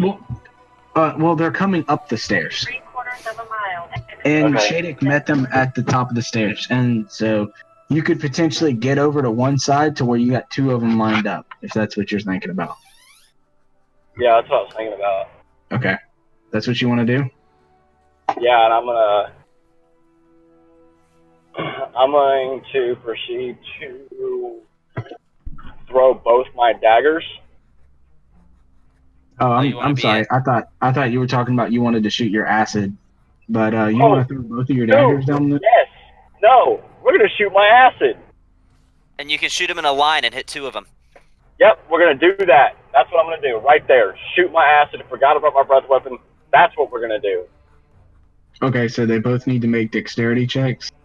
Yes, we Right. do. All right, so first one is a 12. Second one is a 2. What was that breath weapon? What was that? It was 8 plus. Constitution modifier, I think. Plus proficiency, maybe? I don't remember exactly. It might be my dexterity modifier. 15. No, it's not. They have to make a dexterity check. That's 15. Yeah, they both fail. So that's 2d6. So they both take 7 points of acid damage. Take that, motherfuckers. So this one goes to 14 damage taken. This one goes to 15. As you shoot acid down the stairs at both of these guys, it just sprays all over the. One dude raises his shoulder up and it gets all over his whole left side, and the other one gets it right on the side of his face. As they both kind of scream in a little bit of, well, not really scream, but shout in a little bit of pain. Yeah. All right. So next turn, Lucky, it's your turn. As you are kind of perched precariously on this windowsill right here beside you. Kill one of them, please. Working on it. So bonus action, I'm going to cast Zephyr Strike, Okay. and then I'm going to go ahead and pop myself into the window here. Which, Okay. how high up above them am I on with that? You're 10 feet from the bottom of the stairs. But that would put him about level with him being at the top of the stairs. Well, I just want Right, to make sure, yeah. sitting in the window, though, they don't have a means of hitting me melee style. Because I'm in the No, window no, they above don't. them. Yeah, Because they would. Yeah, they don't have any kind of range towards that. okay. All right. And I'm going to go ahead and pop out a walloping arrow. Oh, don't knock the Dragon Claw into me. I'm not. Right now we're Okay. going for less is more. I didn't hit the curb this time, Tony, and I'm pulling a bigger trailer. Oh, that's good. And I'm going to be attacking Dragon Wing 1. Okay. Nice, you can knock him into Dragon Wing 2. Mm-hmm. Okay. Yeah, and I'm going to have advantage on this because of Zephyr Strike. All right. Dragon Wing 1. Okay. That hits. Ow. Roll my damage. What'd you hit? I hit Dragon Wing 1. Oh, yeah. Okay. All right. Cool. So that does that, and then he's also got to take a 1d8 force damage. So let me grab a d8. I don't have any healing potions. For a 1d8, do I just like drop it on straight on Dragon Wing 1, or does it matter? You just drop it in the box and then I'll add it in. Okay. So that does So- 3 damage, and then the whole walloping thing again. All right. So he's not gonna fall up the stairs, but because he does get knocked prone, I'm gonna make him make a dexterity saving check, which he fails. So he's gonna go rolling back down the stairs as you hear, "No, not again!" Do do do do, and he takes 4 more points of damage Okay. as he Then goes rolling back down the stairs. He's now underneath you. That's fine. All right, and then I'm going to go ahead and draw my next arrow. All right. Yeah, I still have Horde Breaker going on, so this one's going to be going to, I don't know, should I try and go for the other minion, or should I go for the captain? Well, I don't think I'll be able to get the captain, but I might be able to get the minion. Yeah, I'm going to go for Dragon Wing 2. All right. Is this another walloping arrow? No, it's a regular arrow. Fucking Alright. missed. Now with Horde Breaker, you can't fire again at the next one, can you? No, I only get to attack twice. Okay. Sure. All right. So that one misses. Once on each of your turns, when you make a weapon attack, you can make another attack with the same weapon against a different creature that is 5 feet. Yeah, it's just one time.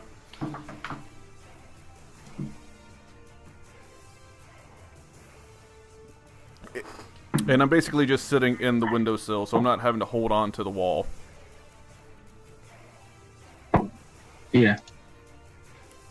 And you have 30 more movement as well. Yeah, but I'm good for that right now. Okay.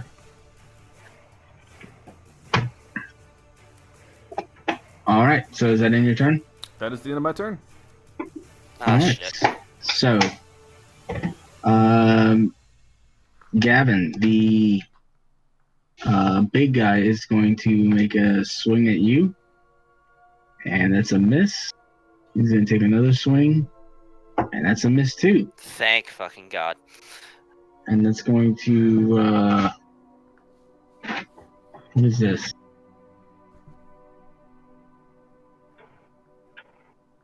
Okay.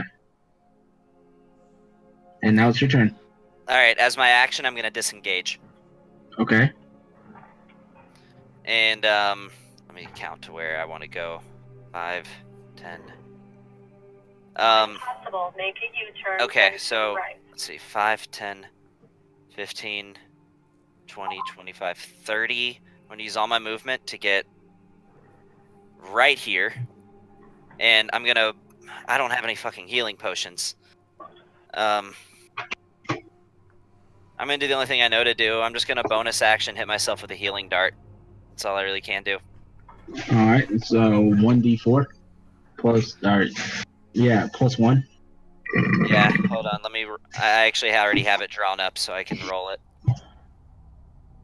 And no, it's just a straight... Oh, yeah, it is a 1d4 plus 1, because I'm not shooting it. Yeah. It didn't do it. Alright, come on. Just roll All a right. d4 plus 1 and I'll add it to it. 4. So 16. Alright. And what else would you... And so that's your bonus action? That was my action. I used my action to disengage. I used my bonus action to heal myself, and I used my full movement. Okay. As my interact, I'm going to go ahead and sheath the rapier in preparation to get my guns out. Okay. Now it's time for Dragon Wing 1. We'll stand back up and start running back up the stairs. And I'll end his movement. Dragon Wing 2 is going to 5, 10. Zorlin, you have an attack of opportunity. Do you want to take it? He's Yes. not going to go after the dude that was standing right in front of him? Shit. Alright, so you're going to try and stab him with your rapier? Yes. Alright. Dragon 2, it's a 17. You hit. Awesome. That is 8 points of damage as you slice the dude in his calf as he tries to go running by. Awesome. Alright, so it's, what was that? 5, 10, 15, 20. And he's going to try and... That was only 20 movement? Dude, I had to use my full 30 to get over there. How? No, it was 5, So 10, from where I was standing, 15, it was 20, 5, 10, 25. 15, You went 20, 25. 25, 30. Well, I don't know what you're talking about. It's You 5, went 5. 10, 10. 15, 25. Okay. Yeah, hold on. 5, okay, wait. 5, 10, 15, 25, 30. Yeah, that's 30 right there. 30 puts him right here. All right. And yeah, he's gonna take a swing at you. Fucking 22. hell. 6 damage to you. All right. Hey, you're still lower than what you were. Fuck All yes. right. Now it's back to you, Zorlin. Kill this guy that's on me, dude. Alright, I'm gonna go attack him with both my rapiers. You have advantage on both strikes. Flanking. On what? You have advantage on both strikes. strikes. And by the way, since you have advantage, you can do sneak attack for one of the hits. Alright, then I'm gonna use sneak attack for one of the hits.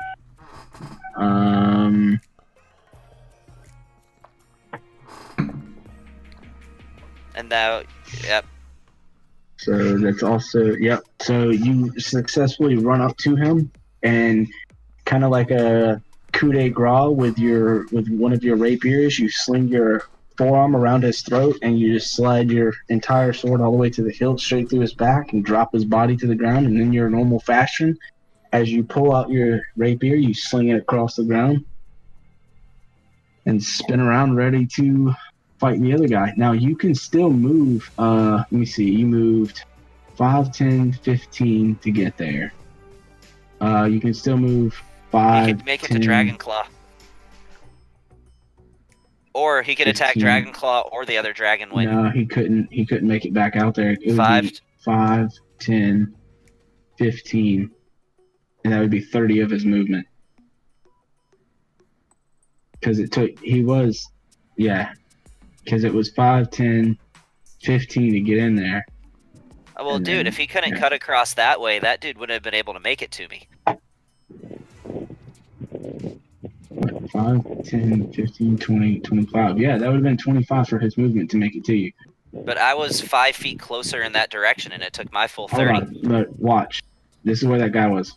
5, 10, 15, 20, 25. But the way I had to move was 5, 10, 15, 20, 25, and 30. You gotta learn to cut them corners. Except I Look, couldn't. No. 5, 10. Hold on, look, Gavin, look. 5, 10, 15, 20, 25, and then where you are is 30. Okay? Alright. I don't know what kind of math skills that you're using right now. I don't know what you're looking at. But they went around. But, okay, so you can run back out into the hallway and face the Dragon Claw and the Dragon Wing there, Zorlin. And that's going to end your turn. Unless you want to take your bonus action to throw a dagger. What do y'all think I should do? I Bonus think you action, should do take the your bonus damage. action to throw a dagger at the other Alright. Dragon Wing. I'm going to do just that. You want to throw it at the other Dragon Wing or the Captain? Throw it at the captain. Throw it at the captain. All right, and that is a 14 as your dagger goes flying down the stairwell. Ah, shit. All right, so now it is Virgil's turn. Yes! Fucking thank God.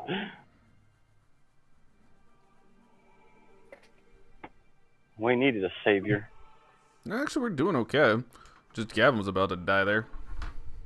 Yeah, I was about to say, look forward to bringing Sano back next week. Yeah. Looking So forward to bring. they wouldn't be able to get to you the next turn anyway. Well, that sucks because I only have 2 points towards my learning how to play with guns.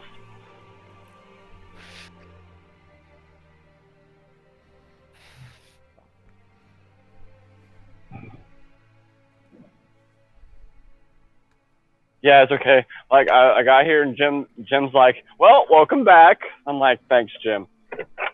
Way to watch the cameras. That was supposed to go to the hold on. That was supposed to go to the other guy. Yeah, there we go. Perfect. Yeah, that was supposed to go to him. That's 24. Yeah. All right. So as you come running around the corner, to face these other two, and you throw the dagger down the staircase at the captain. At the same time your dagger goes flying over the captain's shoulder, you see an arrow come out and hit the other dragon wing square in the forehead as that dragon wing, at the same moment that the dragon wing's head gets rocked backwards with the arrow, his body starts to lean back and starts falling down the staircase. Looking over your shoulder, you can see Virgil propped up through the hole with his bow in hand. Well, thanks for coming to the rescue once again. And that Always. guy falls down the stairs. All right, and that was his action. And his bonus action. I don't think you can attack with a bonus action with a bow, can you? No, you'd have to have 2 hand crossbows to do it. Yeah, it's basically you cast a spell, or at least that's how it is with mine, to amp up that your shot. Looking forward to level 5, multi-attack. Oh yeah, between Horde Breaker and the extra strike, man, I'm gonna be doing it up. I'm looking forward to getting in my car and going home. Turn right. Turn right. Oh, shut up. Stupid Your phone. GPS sounds hot. Yeah, that's what I got to listen to all day. All right, so what he is going to do, though, is he's going to make another bonus action attack with another ranged weapon. Okay. Cool. Hold on 1 second.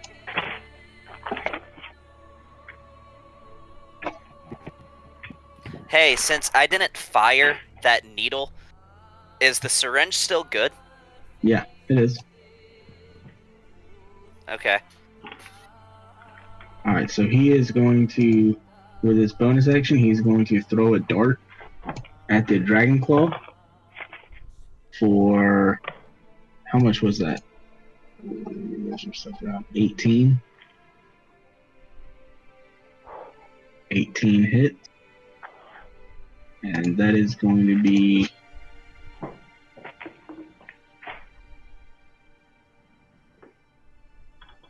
for 18 damage. All right, and that's going to end Virgil's turn. Lucky is your turn. Let's see. Sheddick, how good are you on health? Do you need healing? I'm gonna heal myself next turn. All right, I got you. Unless you'd rather me be able to take a shot. You know, to be honest, he's not going to be able to get to you anyway, because Zorlin's body blocking him, so he wouldn't be able to get to you with his range of movement, which I'm assuming it's 30. So. Hey, I gotta let y'all go. All right, man. I gotta call Jim because I just locked my keys to my car in the warehouse. Ah, shit. That sucks, man. Alright. We'll see. I'll let you know whether I die or not. I mean, it won't take me but a second. Yeah, you're good. Alright. If that's the case, I'm going to recast Zephyr Strike. Even though it's a concentration, I want to go ahead and get the extra things I get for the first time I cast it. So, basically, I drop it, and then I recast it for my bonus action. So, yeah, I got regular arrow, not a walloping arrow, firing at the captain. With advantage. Okay.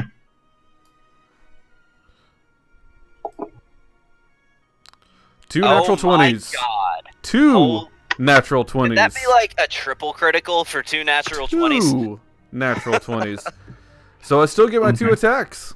Even though I don't have Horde Breaker anymore, but that's what I get because of Cloud Piercer. So I get to fire 2 arrows at him of these. If I have multiple times ammo, I can use which one I want to. I'll do 2 regular arrows at him, though. So, do I have to re-roll, or is it an automatic hit? It'll automatically calculate the critical. When you drag the damage over, it'll double it. That's not the question. I get to fire a second arrow because I did a crit, so that's what I was asking Tony. Yeah, so what you're going to do is you're going to take the first one and drop it on him, so it calculates the first one as a critical. and you're going to take the second one and just do that as a regular damage. Okay. Regular attack or regular Yeah. damage. Does he have to roll So- to attack again? The second one isn't doubled by the critical. Right. I'm just saying, Okay. do I have to No, roll he to doesn't. hit again? Okay. No, you don't. So, just do a regular thing, drop it on him. Ooh. Sweet. Just put another arrow in his head just to be sure. Well, I get that. Or you could save the second arrow. Well, okay. Then I still get to do this. Boom. Because he also takes an extra 1d8 force damage. Because I put the Zephyr Strike on it. Oh, he's already dead. Yeah, I know, but I'm just saying. As you land an arrow directly in the back of his skull. Yeah. So, this is where we're going to leave for this tonight. Okay, I'm back. He rolled 2 natural 20s, and his bow allows him to fire 2 arrows. If he gets a critical. Like, he rolled with advantage, and both die were 20s. That's how Getting a I little do. overzealous, man. You only needed one.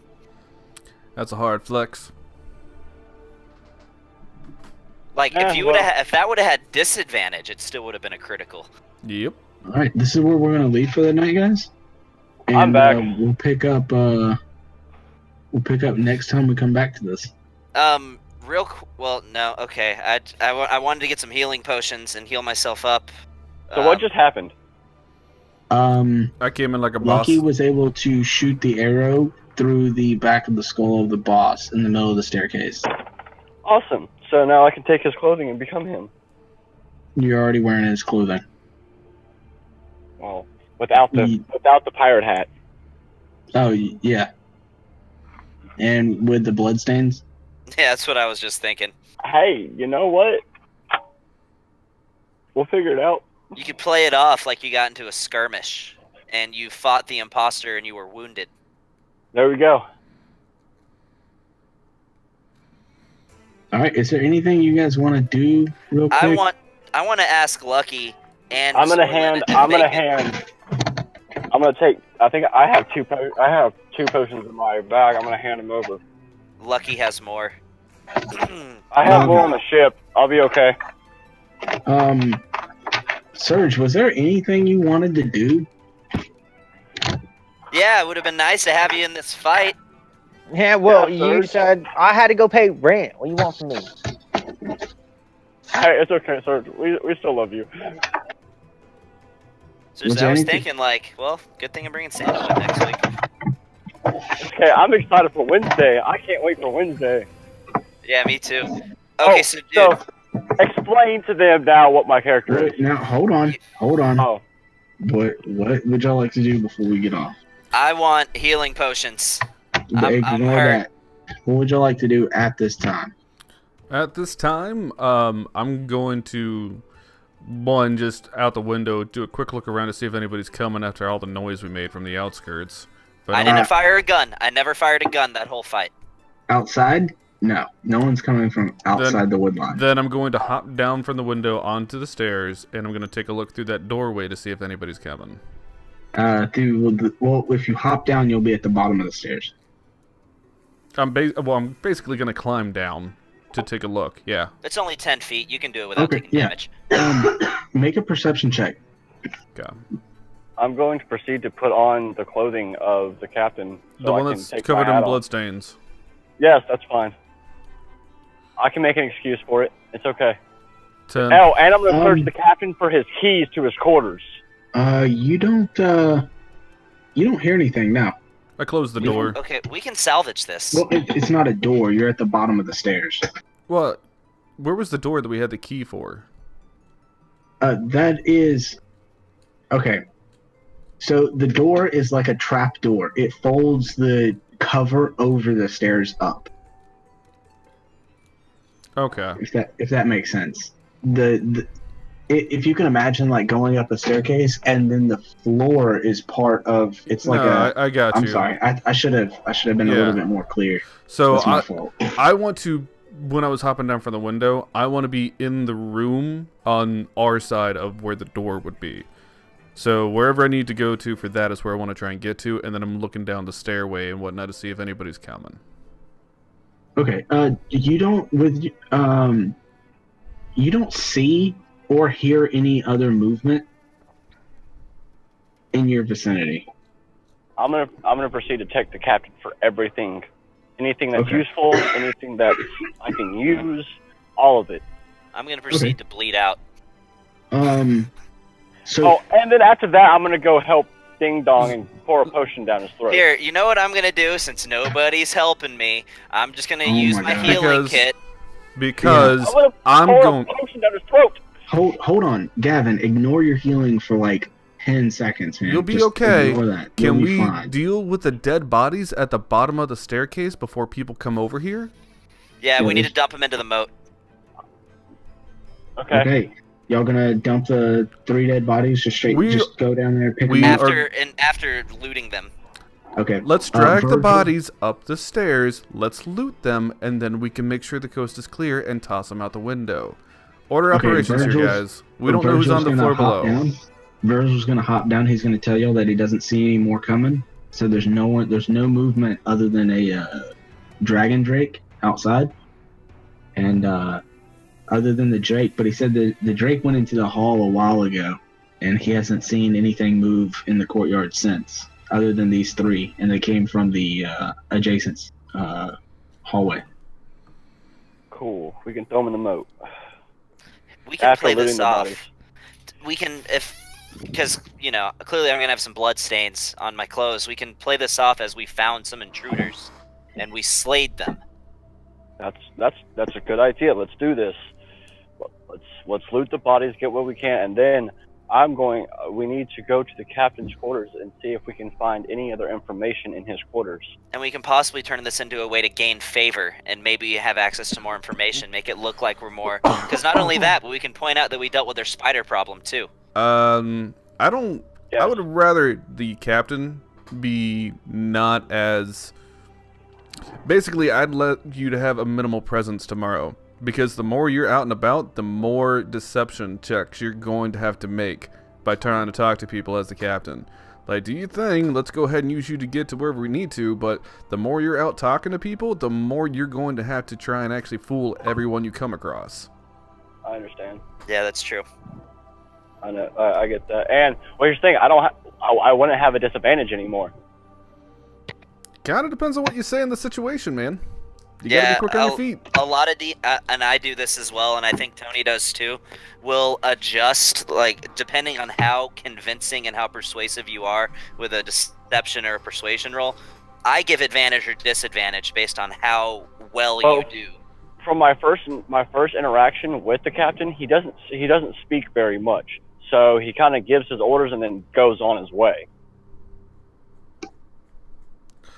So, looting bodies. Yeah, let's loot the 2 guys and the captain up in this room before we toss them out in the moat. Yeah. Okay. So I'm gonna loot the captain. Okay. Yeah, the captain. You find a scimitar, and you I got holding. really, other than his scimitar and what he's wearing now, you don't find anything. It was almost as though these 3 were woken up, and they were the relief. And they grabbed the captain from his sleep. They threw on their armor and they ran over here. Shit, we killed our relief. They don't have they don't have anything on them other than the weapons that they were holding. There's 2 short swords on the 2 dragon or Cultists. there's the 2 dragon cultists have short swords. The dragon claw has a scimitar. Other than that, they don't have any gold or anything on them. No supplies. It's just their weapons and their armor. I put the scimitar in my bag of holding. Okay. I can use that later. Well, you have one on your back too. So you have a scimitar across your lower back, and then you have 2 rapiers. So I'm going to, as I put You think on you got enough weapons? Nah, never. As I put on the captain's clothing, I'm gonna take my 2 rapiers, and I'm going to kind of tuck them underneath the cloak. Like, I'm going to kind of move them to where I can still get to them, but I'm going to tuck them underneath the cloak so they're a little bit less visible. Okay. So that way, all I have is the scimitar. Scimitar. The scimitar to be shown, so I look Right. more presentable as the captain. Okay, you're gonna take his scimitar and show that Yep. one, right? Yep. Okay, so you're gonna take your scimitar and put it in the bag of holding, and you have His, Okay. I have his on my hip, like Okay. right next to my rapier, but my rapiers are gonna be tucked under my. So cloak. you're moving So your that way you have his weapon visible. Okay. All right. So let me get this straight. You're taking your main hand rapier and moving it to the left side, and you're using the scimitar and presenting it on your right side, like how his scimitar is sheathed on his right side. So you want to put his scimitar on your right side and move your main hand scimitar to your left side. Yep. Okay. Because remember, because one of your scimitars is a +1 that's in your main hand. Yep. So you want that one. Is there any Yeah. like aesthetic differences between the two scimitars, between his scimitar and the one he just picked up? Yes. Okay. The captain scimitar has the hilt of it looks like 2 dragon wings, where his is just 2 iron bars. Okay. I'm gonna go ahead and carve my logo into all 3 of them's forehead. What? Why? Right before you throw them into the Oh, crocodiles. okay. True. For getting rid of them, then. All right. Virgil tells you that this is a perfect spot for him, and he said that he already had killed 2 giant spiders outside, but there may be more, but he'll wait here and set up a trap for them. And so if there's any more that comes up here, he'll take care of them himself. Cool. But, Oh, look at him! Don't mind me. Just killed 2 giant spiders on the way over here. No big deal. But he does inform you that he presumes there might be more, but he'll hold down the fort up here. He just says don't lock the door, the trap door, and yeah, whenever y'all need him, you know where to find him. But he'll make sure that he stays out of sight, out of mind up here. Hey, can I tell and him to I'm try to going- keep an eye out for spider eggs? I want some spider babies. I Sure. don't know why. Oh, I'm also going to inform Falcon of our plan of blowing the other tower up. Okay. And I'm going to inform him, and then I'm going to start speaking in me and his language, and I'll text you that. Well, it's more of a written language, so you'd have to write it down. Okay, then I'm going to speak in Thieves' Cant. Well, that's what I mean. Thieves' Cant is a written language. No, Thieves' Cant is a. It's like speaking in code. You can speak Thieves' Cant. Yeah, I can Okay. speak Thieves' Cant. Okay, yeah, just text that to me in a little bit, Okay, or whenever you get a chance, I have a chance and I'll right make now. sure to note it. Oh, also I want to recover whatever arrows I can. Okay, yeah, give me an investigation check. Okay. Where is the investigation? There it is.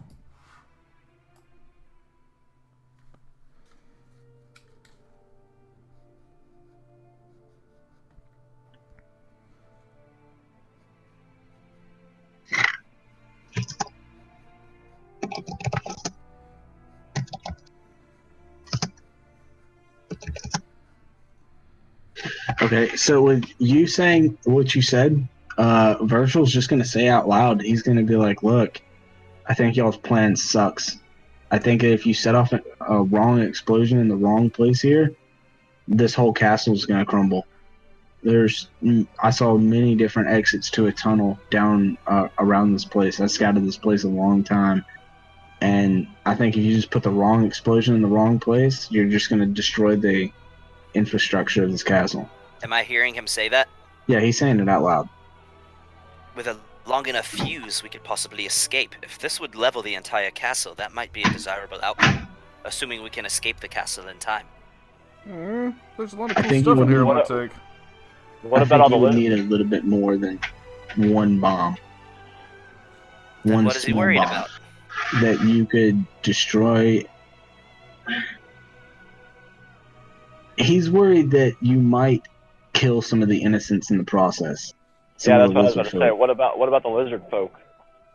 If not, yeah, that's more of what he's worried about. We may have to do this as I play off this captain, and we make this very very different in a ways, and maybe I can get all of them in one room, command No. all the lizard folk. No, listen. Command all the lizard folk to exit and leave.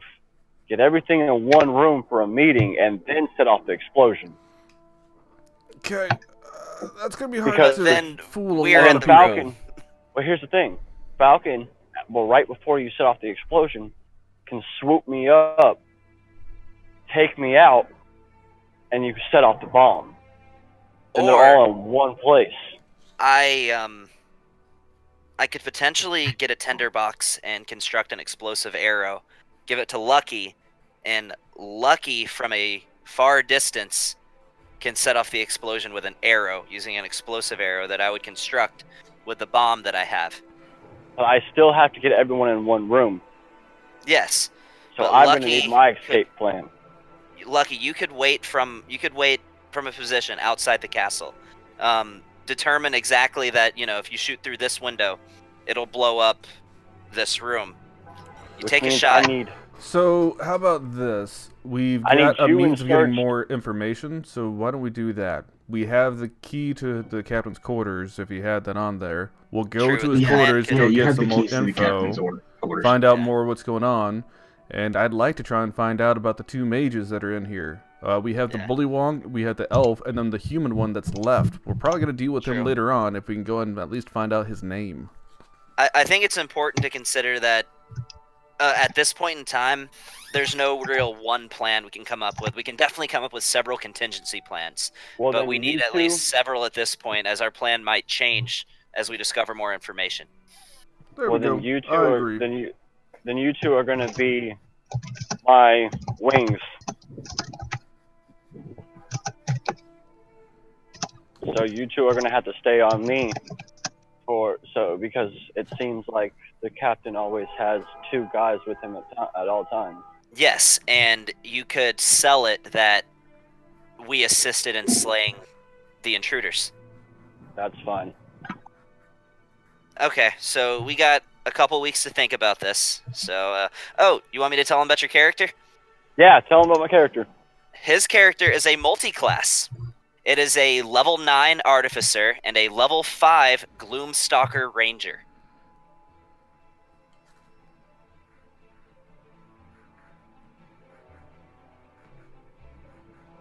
I mean, Yeah. you keep saying these words like I know what they mean. Okay, So, you know what I just thought about? It's gonna be so hilarious when y'all go back to get Surge, and he's just gonna be like, what Who the the fuck fuck is it? happened? "Right, Hey, why what are did you wearing guys- captain's blue? What's What did going you on?" do?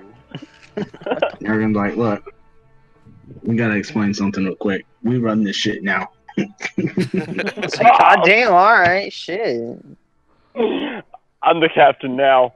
Ah! All right, I was so taking a piss out a window. conclusion, You real being quick. captain. You have gotta make you infiltrated. You have infiltrated the lizard folks' residence of sleeping. You took care of their spider problem. You helped Virgil into the castle. He is asleep he stays in the top corridor of the 3rd floor above the lizard folk. You have assembled a couple members of the lizard folk to help y'all with this resistance and this new takeover in the curse. Y'all have killed the castle where Zorlin has successfully taken on the identity of the captain without his pirate's hat. Used a successful disguise. And actually, Zorlin, you're gonna have to make a. You're gonna make a performance check to be able to turn into a disguise with the captain's clothes, but you'll do it at advantage since you were looking at his dead body beforehand. And Okay. you got a 13, so you're able to piece together everything exactly how he had it. Awesome. So Can I ask you something, Zorlin? Why are you putting on his clothes? Because you're gonna have to change forms anyway to take his face. I can't do that with my hat because it won't look right. My hat's not fully. It won't change the appearance of his clothes, I don't think. No, my hat changes the appearance of everything, but the hat stays the same. Like, my hat does not change. Well, did the captain wear a mask like everybody else? yes, he did. Yeah, well, I guess that works on. Okay. How are you going to be in human form without your hat on? I'm not.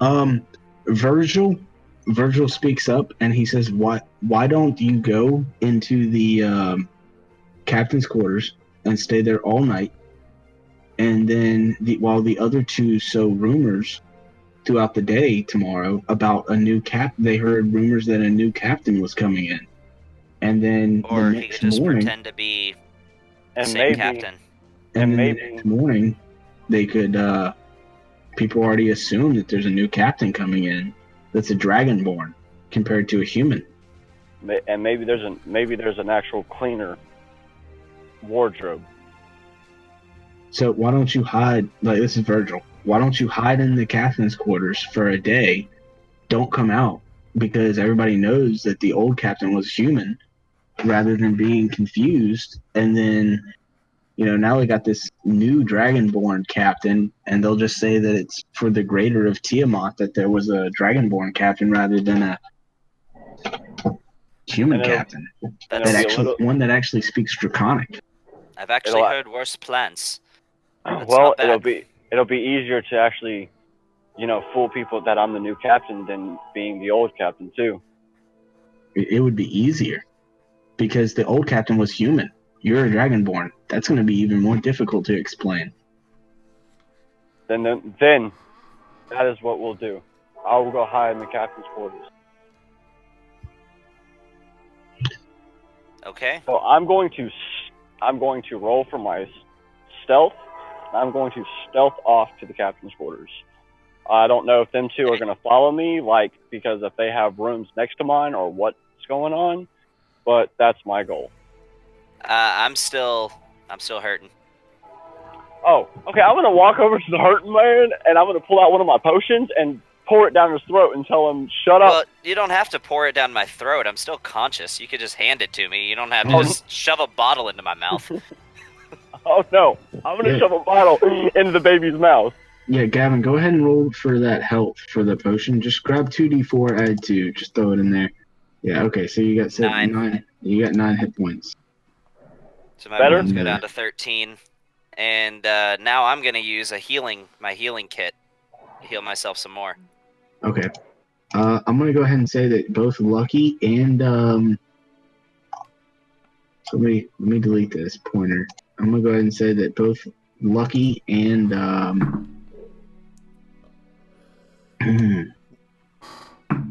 Hold on. Let me grab these. Lucky and Shadik, y'all go back to y'all's room where 11. Surge is. And there's something else I wanted to do if there's nobody out and about while it's nighttime.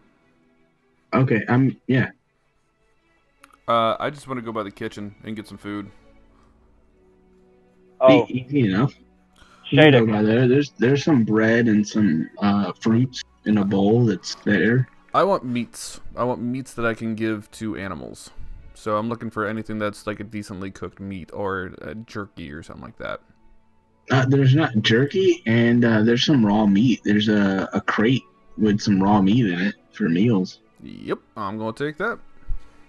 Okay, so you're just going to grab a pound of raw meat? Mm-hmm. All right, yeah, so just add a pound of raw meat. Shadik. Yes. I need you to report to the captain's quarters in the morning. It shall be done. So that way we can go over a better plan. Leave Lucky and Surge to man a post, so that way it looks like there's still 4 of us instead of 3. I think Lucky and Surge should act as if, because they're expecting another god shift to do their rounds. Well, Shadik and Shadik and Zoran were the two that were on shift, so they would expect Surge and Lucky on the next shift. Exactly, that's what I was getting at. So you can report to me, and they can go on their shift. Yes. Good. Then that's what we shall do. All right. And then, sorry, I know I'm trying to squeeze blood out of a rock here, getting as much done as I can. Did I ever find out where the library was in this place? Yeah. The library is right above the captain's quarters. Then yeah, I was also gonna hit up the library while there's nobody around.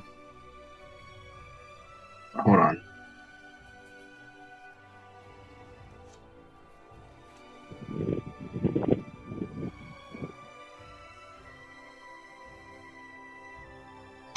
All right.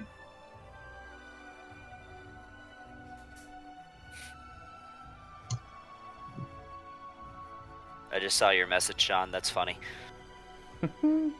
What was hard to listen to? Did he go? Yeah, nice. All right. So this staircase, I don't know if you can see it, but this staircase right here to the left, that leads up to the library. So it's the staircase right here with this arrow.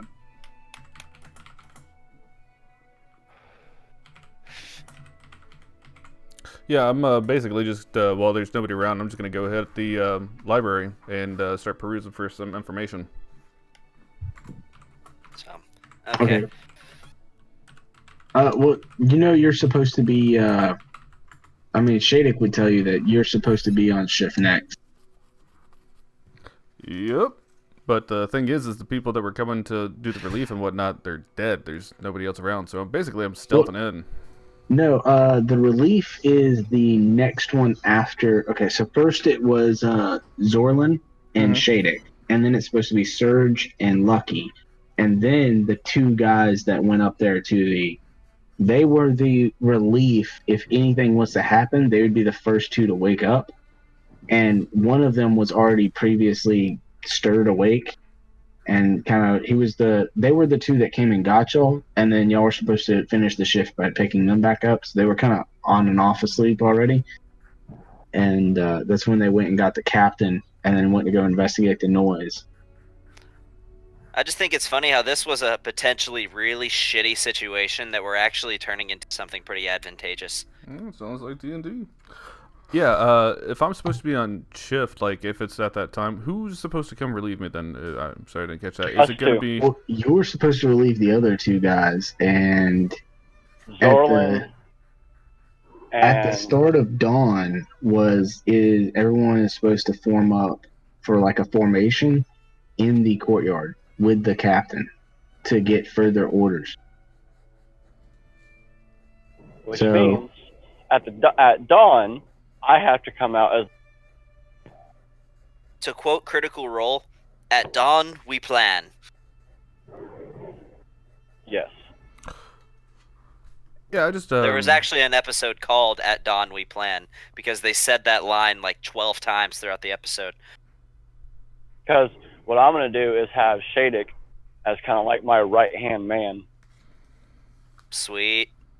So that way when we go to do the formation, Shadek is going to be with me right there.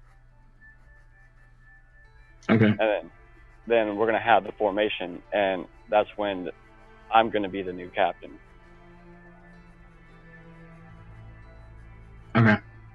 All right, so is everybody good? Yep. Yeah. All right, I'm closing down Fantasy Grounds. I'm going to bed. That's cool. All right. I'm gonna wait for Jim until he gets here, and then go home myself and go to bed.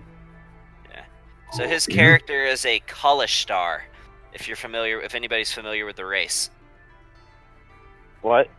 I was telling him about your character. Oh. Yeah. A Cultist is essentially a human whose bloodline descends from a race of spirits called the Kiwori from the astral plane.